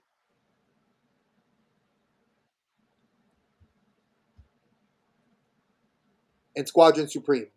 He had his hands. He did it. He did a crossover where he worked on Moon Knight, Daredevil, Wolverine, Punisher. Frank Miller has had his hands in all four of those books, and Elektra, so five. So if you guys wanted to know, I do have a good comic book level of knowledge, and I've read those books growing up. So that's why I know that for a fact. Now this movie, man, for looking at a movie 15 years old, Ray Stevenson, may he rest in peace, a fantastic actor. Only got this Yep. movie's role because of what he was in on HBO. And for those of you that did not know, he was the lead actor in Rome, which was an action bio series on HBO, where he played one of the chief centurions. And he was like well built. They went for the darkest take on Punisher you can get, which is Definitely. I feel like if you want to look at Bernthal's Punisher, this is where they modeled him after. Now, for those of you that don't know a little backstory, Warzone Punisher is a spin-off comic book series of the Punisher War Journal. There was Punisher, Punisher Warzone, Punisher War Journal. War Journal is like the older stories of a mix of like Frank's time in the military with Frank's time as a superhero. And then Punisher War World. No, that's coming this fall. And Warzone was more like his active role in taking down crime families and crime syndicates. So for those of you that are curious, that's what that is. Now, I could go into the other actors, but to be real, the only other actor of note that you can really pull out of this, and it wasn't actress, was Julie Benz. Julie Benz. Yeah, Dennis Nedry. We could go into Dennis Nedry because we all know he's in here. And Seinfeld. Don't you mean Wayne Knight? That's his name. I know Wayne Knight. I call him Dennis Nedry because I love him. That's his Newman role. from Seinfeld. Newman. But he's actually pretty likable in this movie. He did a great job in this movie. But Julie Benz is the other one that everybody knows because I mean, Buffy fame. Yeah, but honestly, she's kind of hard to like kind of recognize a little bit because she's mostly known for being blonde. Yes. And she wears like this dark wig, and she's got like kind of a little bit of an accent, almost a little bit.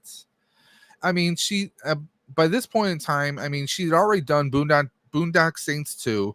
She was already on Dexter. She was already on Angel and Buffy. So her career is kind of sliding down by this point because this is one of those movies that you could easily just watch. I mean, if it was back in the day, you would have picked this up at the movie store, or you're just watching it on Netflix. This is not necessarily a movie you would spend money on. And I don't really recall a whole lot of promotion for this either when it came out. A lot of promotion. Now, Gilster, I'm going to tell you, you're not... would I tell you not to watch this? No. Would I tell you to watch it once? Yes. Because I think it's good for the one watch. And we, of course, torture ourselves, Dave and I, because we love you guys. And sometimes watching a bad movie just lets you appreciate the good ones that you're going to watch later. I mean, what makes this movie bad is, again, let's just compare it. Let's just put it in a box along with Daredevil and Elektra. CGI on here is really bad, and this is a 2008 film.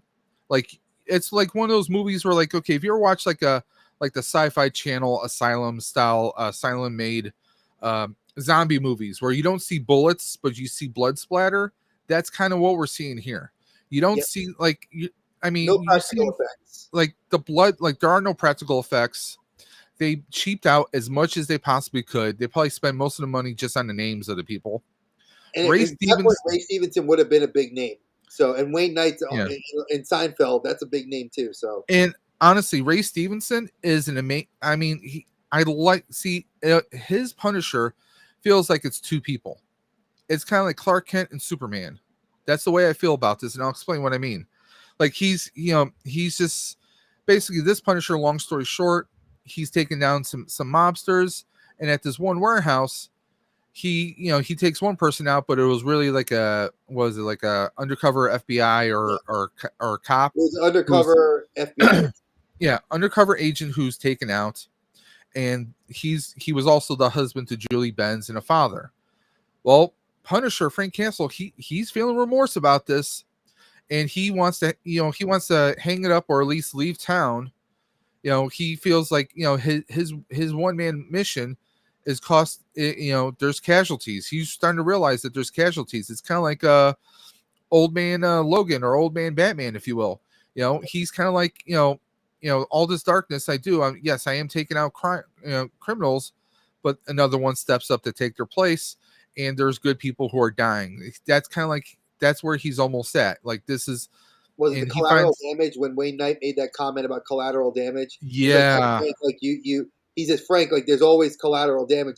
That's when Frank, like you almost see like Frank more human, and yep, he adopts like that, like there doesn't need to be collateral damage, and like you know, like and the little girl who her father was killed by Frank in the beginning of the film, she actually starts bonding with him. mhm. And Frank wants to, Frank is, he's very like, this is unlike the Dolph Lundgren Punisher, which is all about the Jane. mission and didn't care about people. You know, this is like, I would say this is slightly akin to Thomas Jane, but Thomas Jane's Punisher He lost had, that. had a wall up where he wasn't trying to be friendly or chummy with his neighbors. Some of them got through to him, but he still distanced himself. This Frank, he's actually like, he's like, he wants to do everything he can to protect them. Like, he's trying to give them money. He's trying to offer them protection any way he possibly can. And to me, this is a Punisher you're not likely going to see that often, but it's still good to see it. It's like Rambo when you see Stallone is all, he wants to lead, he wants to have a quiet life. He just wants to live. He wants to exist without any more harm or pain. But also he realizes that sometimes you have to fight evil with evil. And I You agree know, with you. I think Gil said a lot of what a lot of people when they saw this movie, it was they had that Thomas that Jane was still that fresh in that, their mind. that image. You see the Punisher skull. You see him all geared up. You're like, oh, like the Thomas Jane one, like that Punisher. Like, oh, that was a great, that was a great fun film. This one, they cheaped out on special effects, or even Jigsaw. We get Jigsaw in here, and even his makeup looks friggin' terrible. I've seen Halloween It makeup makes look sense. better than Like, that. how did you get so super strong from like having metal plates in your face? Like, I get that they needed to make a Punisher villain. Well, I think they're trying to go kind of a Dark Man route where his nerves were, Yeah, you because know, he had no feeling in severed. his face and the skull, And again, I get all that, but it's like I feel there was a lot they left on the table that they could have done differently with this film, and in a lot of ways, I get why it's a failure. I mean, DVD sales were decent because again, you were at a Yeah. lull. We weren't at the time of Iron Man just yet. And Iron Man also, was we coming. weren't at full blown streaming services. Exactly. Netflix was still you got your DVDs in the mail. I mean, the best you had was like Netflix doing that or Redbox. That was the only thing I know comparable, really. we had Blockbuster on the way out, Yep. so we had a lot. We still have family owned DVD places, Family Video. Family Video, Great American Video, things like that. So, do I feel bad for this movie? Yes, because it It had suffers. potential. It had high potential, and I think this is what set the tone to bring about a Punisher that was the perfect balance between Thomas Jane and Ray Stevenson, which was Bernthal's. Bernthal's Punisher to me is the dad that saw his daughter die, his wife get killed by the mob. He knows he has no filter, no limit. He'll push himself and his body to the limit, and people saw that in every season of that he was on the show. And in yeah, granted, was the third season was I season two would a little bit say bad? Yeah, it was because I would say the girl I would say character. Barenthal's Punisher Yeah, Bernthal's Punisher was the is, one and two. well, no, I was gonna say Barenthal's Punisher, I would say, is if you took Batman and Rambo, mashed them into one, because it's all about the mission. Yeah, but he Batman's all subverted about the mission. because they gave him a heart though with that girl in the second season. Remember the girl that he meets the Yes. and he also kind of you see him also take under the oh god what's her name?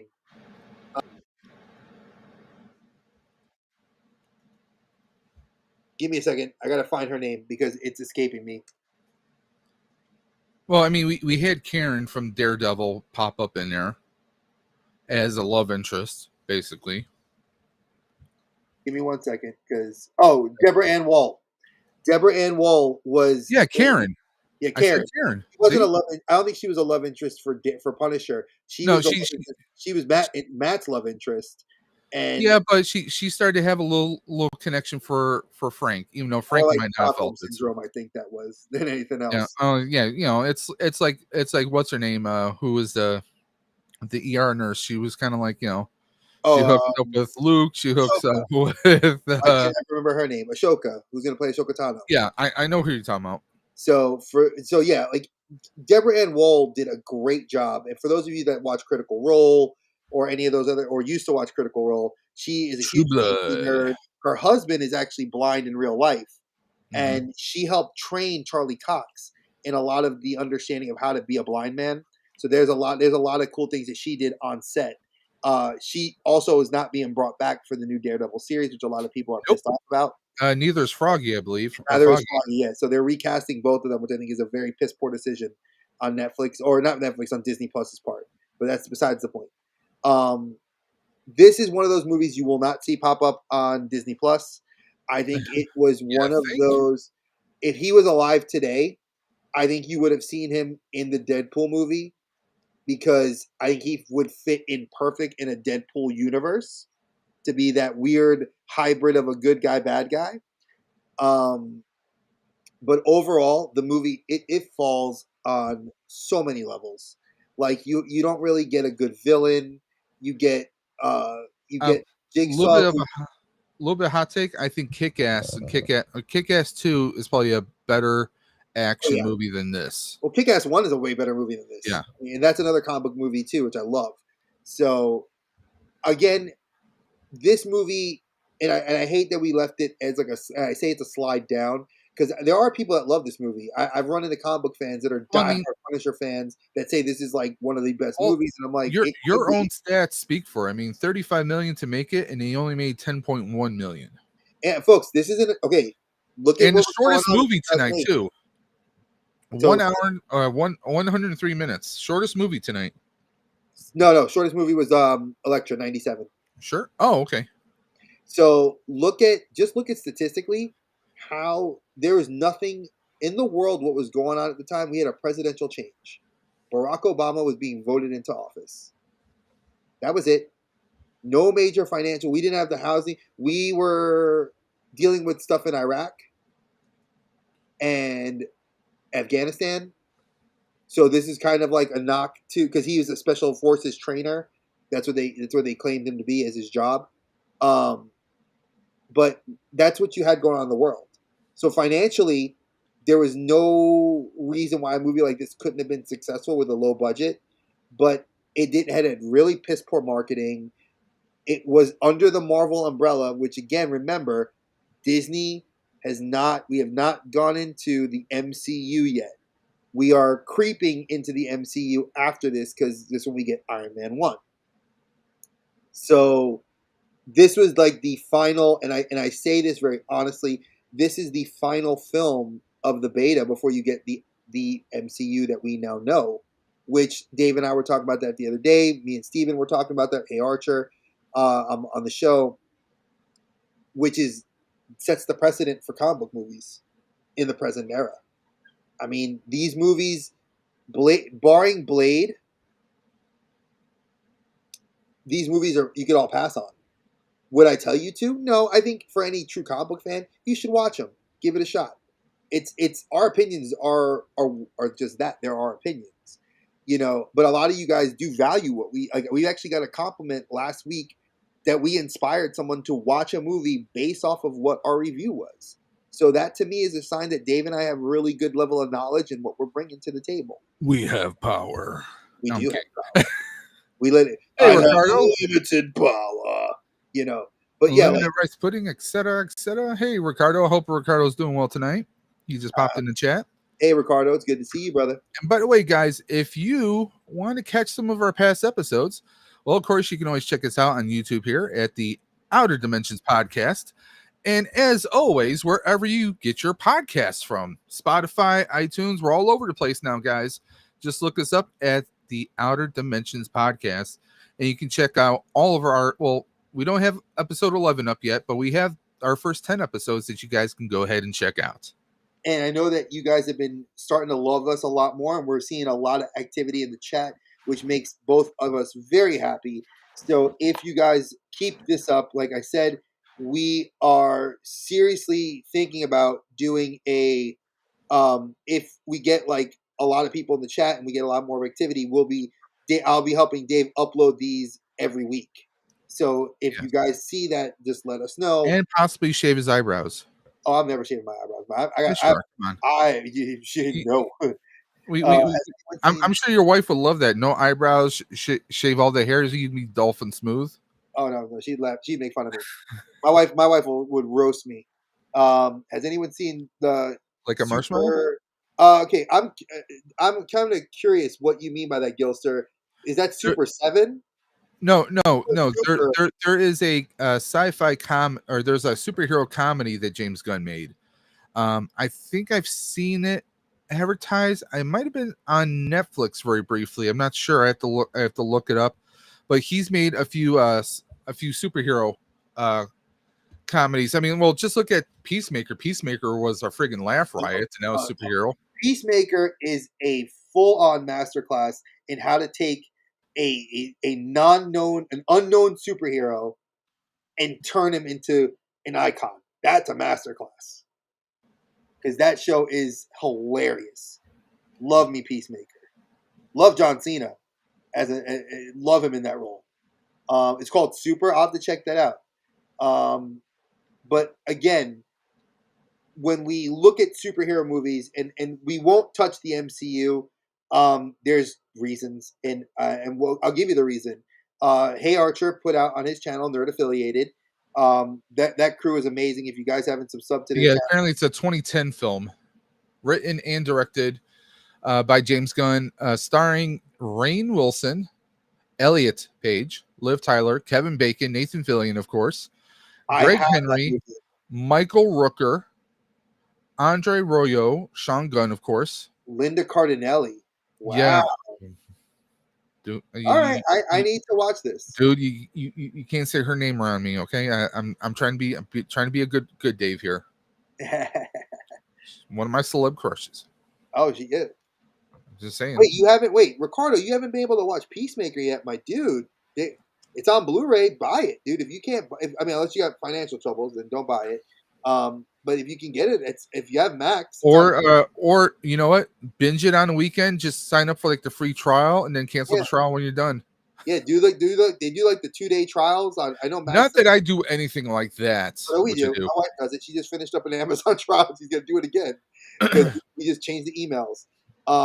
But yeah, like if you haven't been able to, dude, hit us up. We'll give you some tips and tricks on how to make it work.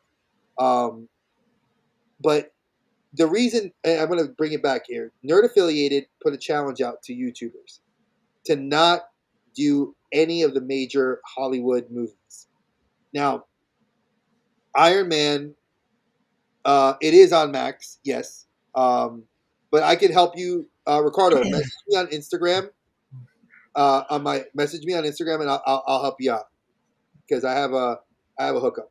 So don't worry about that. I can help you. He'll hook you up like a tow trap. Hey, Dave knows Dave knows I got my ways. Um, we don't want to review because of what's going on currently in Hollywood, Mm-hmm. and with that, I'm not supporting the studios. Well, I want to support the actors, the writers, I the mean, well, food we can handlers. discuss MCU before anything anything that's been out. So We'll yeah, so say like if you guys want us to the up to line Secret cut off. Invasion. I think is a safe way to say up to that point, Wait, but wait. that's We not have to pick really. a movie. If I have to pick a movie that would stop us from discussing the MCU, Guardians 3, because Guardians 3 came out this year. So anything that's pre Guardians 3, like Guardians 3, Ant-Man, we wouldn't talk about because they're this year. But everything else, Thor: Love and Thunder, I would never talk about ever. yes, everything else we can talk about. So you might see an MCU where we pick like I think Dave and I would, if we were to kind of pick to title it, what you would call it, we could do a like best of MCU, like pick the top 5 best movies and talk about them. and do like the worst 5 movies of the MCU, because there is that level of bad. You know what the worst 5 movies of the MCU are? Eternals. Eternals. E3, I know when you watch this, you probably, if you left to go do anything else, when you watched it again, that was a shout out to you. Eternals, and Eternals. Listen, I still see Eternals on full price on shelves at like Walmart and Target once in a while, and I see them still at Ollie's. Nobody's buying them. I'm just saying. Exactly. So Gilster says he wants us to do that. So Ricardo, if you're watching it tonight on your phone, I will say Guardians 3, you will love it. It's a great all the way through, and there are end credit scenes to go, so check it out. That's all I'm going to say. And if you have a heart, you will cry. If you have pets, if you are a pet parent, you will cry. It has that level of, it will touch your heartstrings.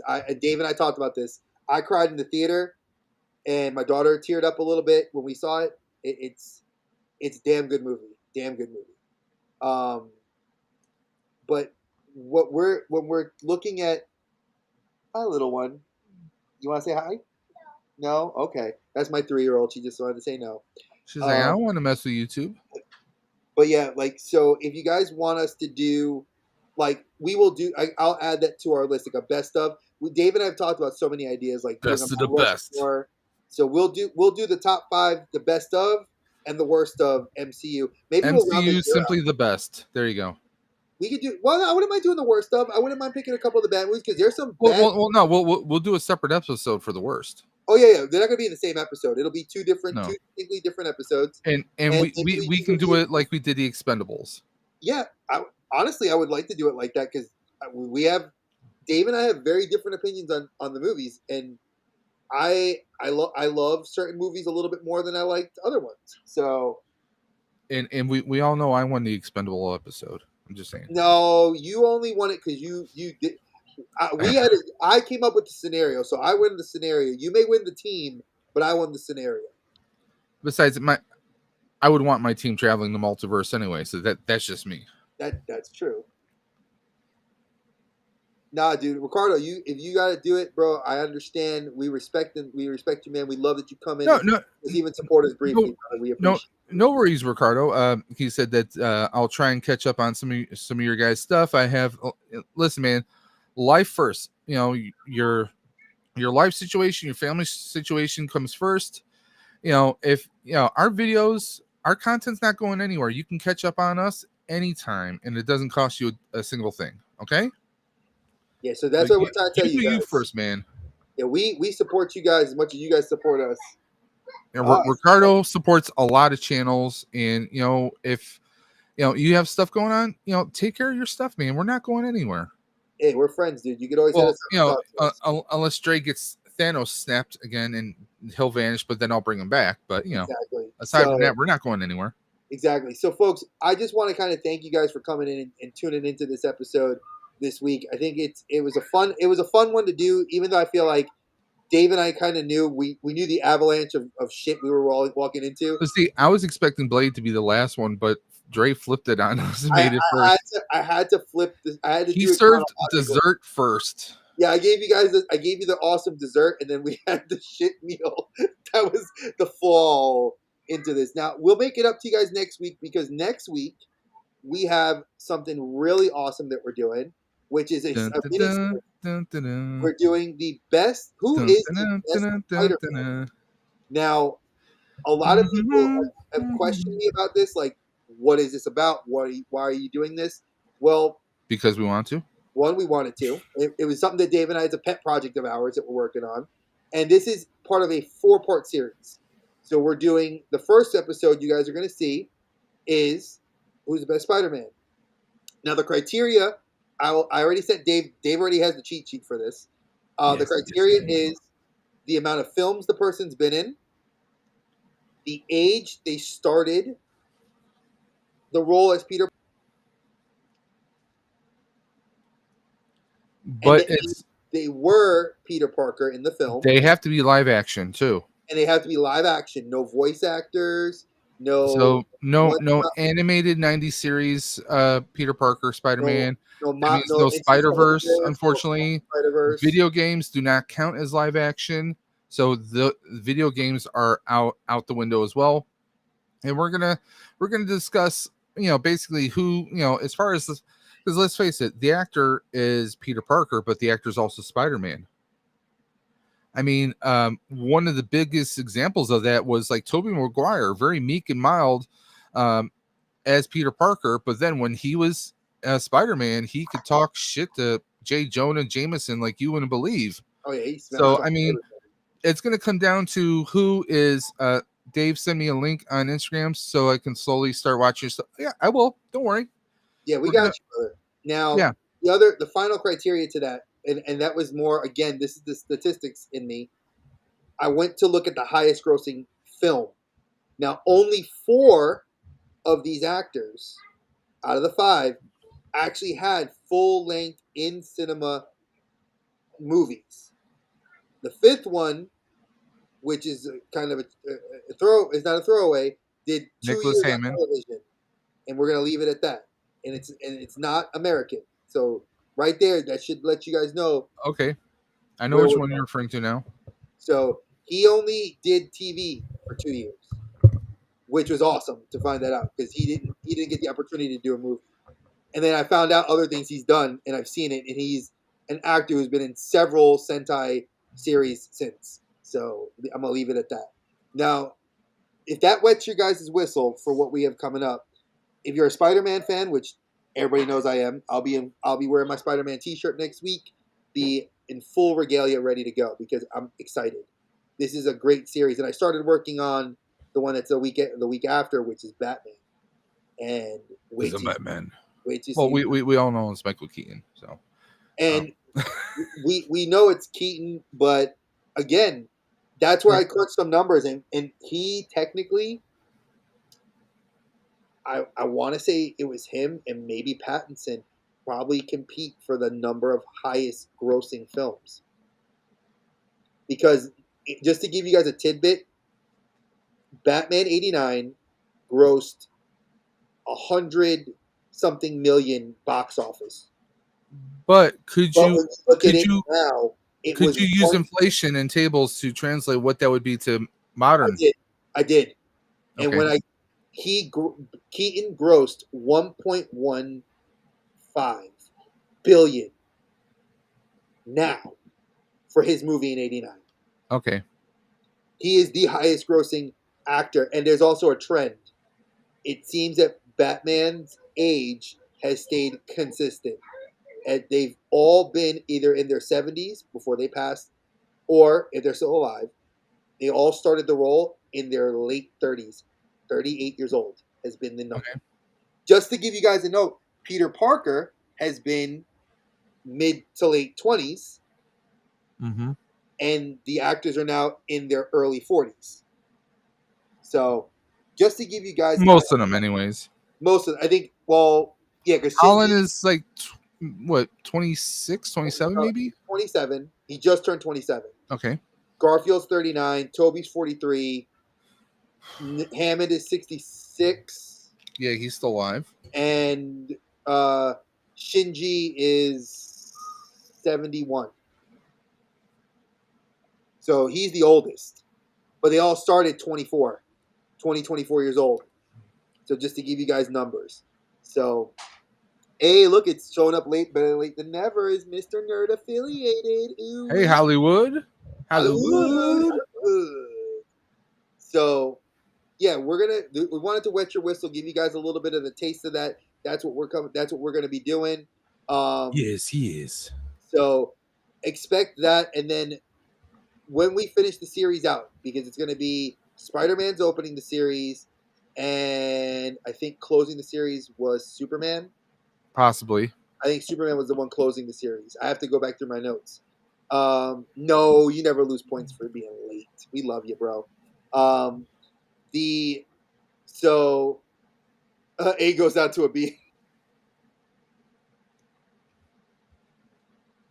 Oh my goodness, we have to figure out Restream. We'll figure that out, folks, because I think it's me and Restream. Well, you and I will do a test stream sometime before next week and see if we still have the same issue. And if not, hopefully Restream got my message tonight, and they'll see what the issue is, and we'll figure it out. But again, folks, be looking forward to that miniseries because once we hit September, it's going to be a lot more very specific style stuff we're doing again, and we're definitely taking your suggestions into place because that comic book one I may throw in. I do want to do something for Hispanic Heritage Month, which is starting up soon, so we may be doing something for that. I'm also going to throw this suggestion out. we can do best Jokers. That's if you guys want to see it. I love. I mean, there hasn't been that many. Cesar Romero, Nicholson, Ledger, Leto, Joaquin Phoenix. I haven't seen that one. Sorry, And I don't consider him a Joker. I'm sorry. He is. It's as much as you don't want to. He isn't. In the first one, the movie was good. I liked it. It's a good, but it's not a comic book movie. It's a psychological film. You're analyzing the way the mind handles trauma. Like I said, I haven't seen the movie, so if you guys are interested, let us know what you would like. We said we don't put out the titles in advance, but we like to give you guys a taste when you watch the series, like the episodes. Yes, sir. For those of y'all listening to the podcast, be excited because Spider-Man's next week, and we're going to be super highly animated because that's one of my favorite superheroes. And Batman, obviously, is one of this channel's. Well, I'm sorry, I have to disagree with you. I'm not going to be animated. I'm going to be live action. Yeah, we're going to be live action, folks. So, I mean, Ledger is fantastic. I mean, hands down. But you can't forget Nicholson. You can't forget Cesar Romero, one of the first Latinos to ever be a villain on live action television. Well, I love that one little stop motion commercial that they have going out, where it's like all the Jokers except for Leto. Except for what's his name, Leto. Yeah. Yeah, and Leto's a different kind of beast altogether. So again, folks, we thank you from us here. Look forward to what we're doing next week. Yep. We got a lot of stuff coming down the pipe for you guys, and like I said, me and Dave, we will let you know if we're gonna ever miss a week. We pretty much, like I said, we're booked through till, barring I think Thanksgiving and Christmas. I think there's only 2 days off that we have coming up. The rest of it is going to be Halloweenish. September is going to be we got some good stuff for you, and maybe Gilster. I know who you are. You're Vincent D'Onofrio. You're saying Thor from Adventures in Babysitting, and then you're saying Kingpin in 2022. So I know who you're referring to. Yes, I totally laugh at that because I got the reference and I didn't say anything, but I like it. I couldn't resist. I had to acknowledge that. But guys, as always, it's our 2 hours is up. Sometimes we go over, sometimes we're under. But again, you can follow us on the Outer Dim Pod on Twitter, the Outer Dimensions Podcast on Instagram. You can email us at the Outer Dimensions Podcast at gmail.com. You can also find us on Spotify and other podcast platforms, wherever you get your podcasts from. And also, don't forget to check out the Collector's Safe Space. That is Dre's channel. And Dre, what do you have going on this week? Let's see. This Friday, I'm trying to get to work with Sal of Nerd Affiliated. He and I are going to try to do a Q&A. Coming up next Thursday, I have an interview, live interview I'm going to be doing with a librarian who was nominated for an Eisner with one of my friends. So she's into the comic book world. So I have to actually go through her publicist. So I'm going through her publicist right now. And that's something that's very interesting because Dre's been doing some interviews with people, educators who actually use comic books or comic book elements in their teaching. So that's very cool to see a nice, refreshing angle. Yeah, so we're doing that next Thursday at 7 o'clock live on my channel on the Collector Safe Space. Monday I'll be having John Joker will be coming on the show. The Hotfather himself. Yeah, he's going to be doing a Collector Safe Space membership spotlight, and awesome. You guys see it's very.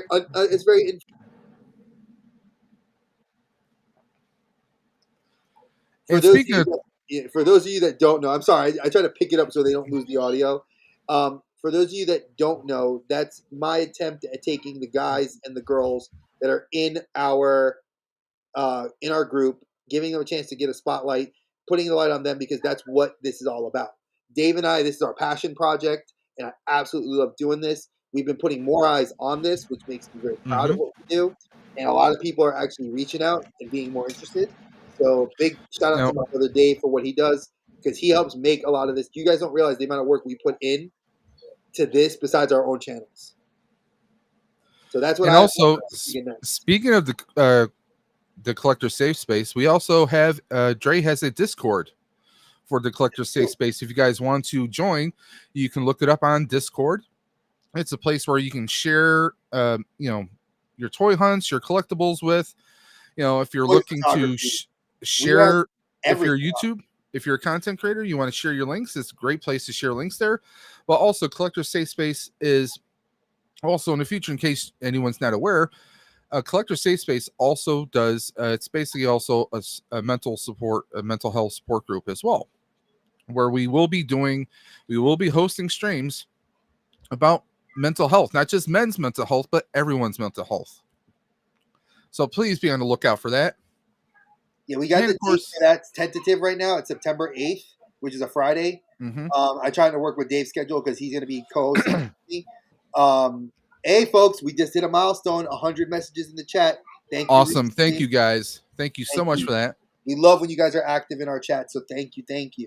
But yeah, that September 8th will be that mental health panel. I do have 3 other guests that are going to be on there with us. I think EC Collecting said he's going to try to jump on. LeBron Fett's going to try to jump on. And I'm working on a 3rd mystery one, which I haven't yet. I've contacted them, but I haven't heard back. Well, and also we may be able to do that a little bit earlier in the day as well to help accommodate a few schedules as well. We're trying to do it, and we, again, we're not licensed mental health professionals, but the Collector Safe Space and Nerd Affiliate. But you don't have to be to lend an ear to just listen to someone. Mental health doesn't just mean you're going to a clinic. Mental health is you're listening. Hey, you're checking in. Dre sent me a message earlier today. Hey, how's your day going? That's mental health support right there. Checking in on your friends. Just because just like with family or friends, just because you don't have to wait until the holidays to say hello or to check in on them. Someone could be having the worst week ever, and they get a message from 1 or 2 friends, and it brightens up their day. Gets their mind off certain things. So that's what Collector Safe Space is pretty much about. Whether initially it was part of an initiative where a lot of times with men, we're kind of grown up. We're kind of, as we grow up, we're kind of taught, or we see examples of not really sharing your thoughts or feelings, not like keeping things bottled up.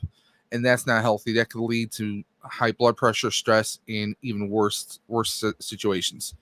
So it's about getting together, just discussing things on your mind. Hey, maybe something that brought you into collecting, or maybe use collecting as a form of therapy. Maybe toy collecting, or just collecting or doing video game streams is something that you used to do with, playing video games with your brother, your sister, your cousin, and they're no longer here anymore. But still doing that kind of brings back those good positive memories of them, keeping them alive in your hearts and your minds. So, I mean, that's kind of the goal. Is you don't have to be a professional,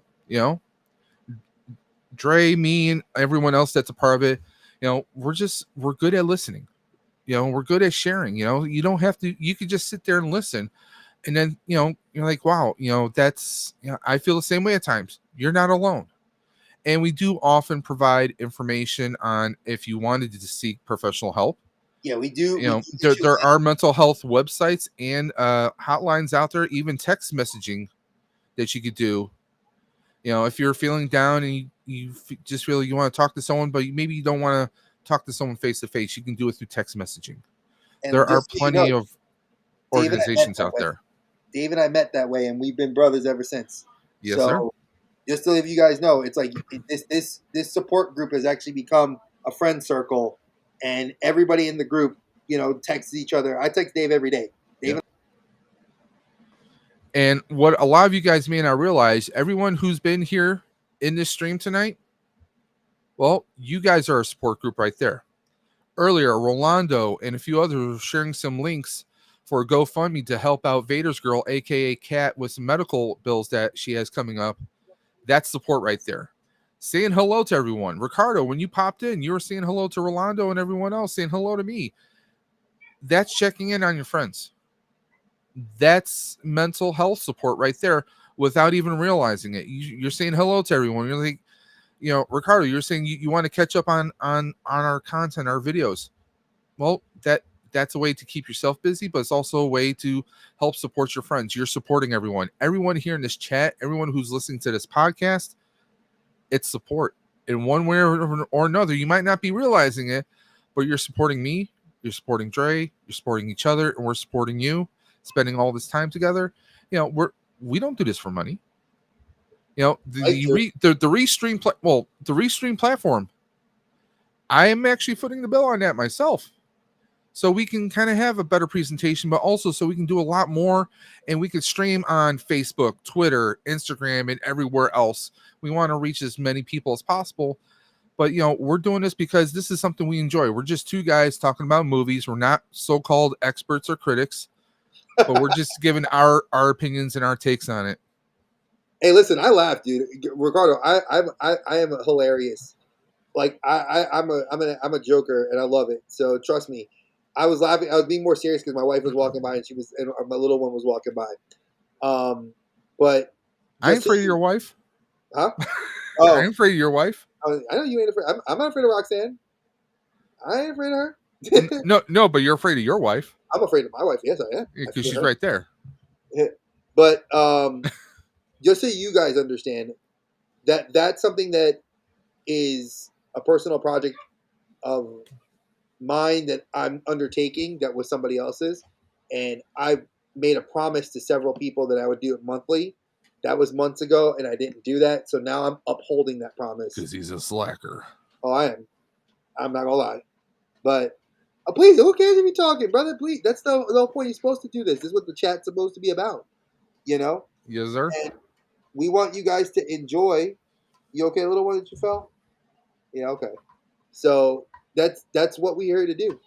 We appreciate that you guys love us.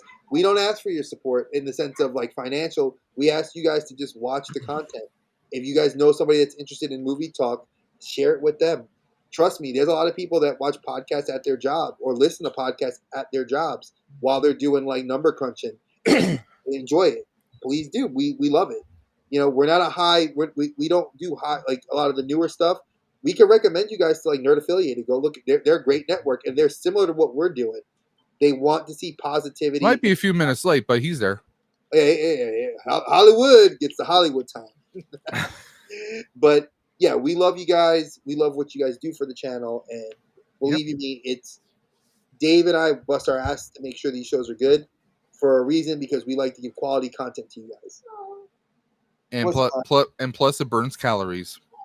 Yes. So I'm gonna go get ready to get going because my little one's getting anxious. Antsy. Yep. And my wife has to go to bed because she's gonna be teaching tomorrow. So we want to thank you guys for coming tonight, and we love you, and keep watching our stuff. Look forward to seeing Spider-Man next week. And I guess, as Dave always tells me to tell you, watch your head on the way out of the portal, guys. Guys, take care, and we'll catch you on the flip side.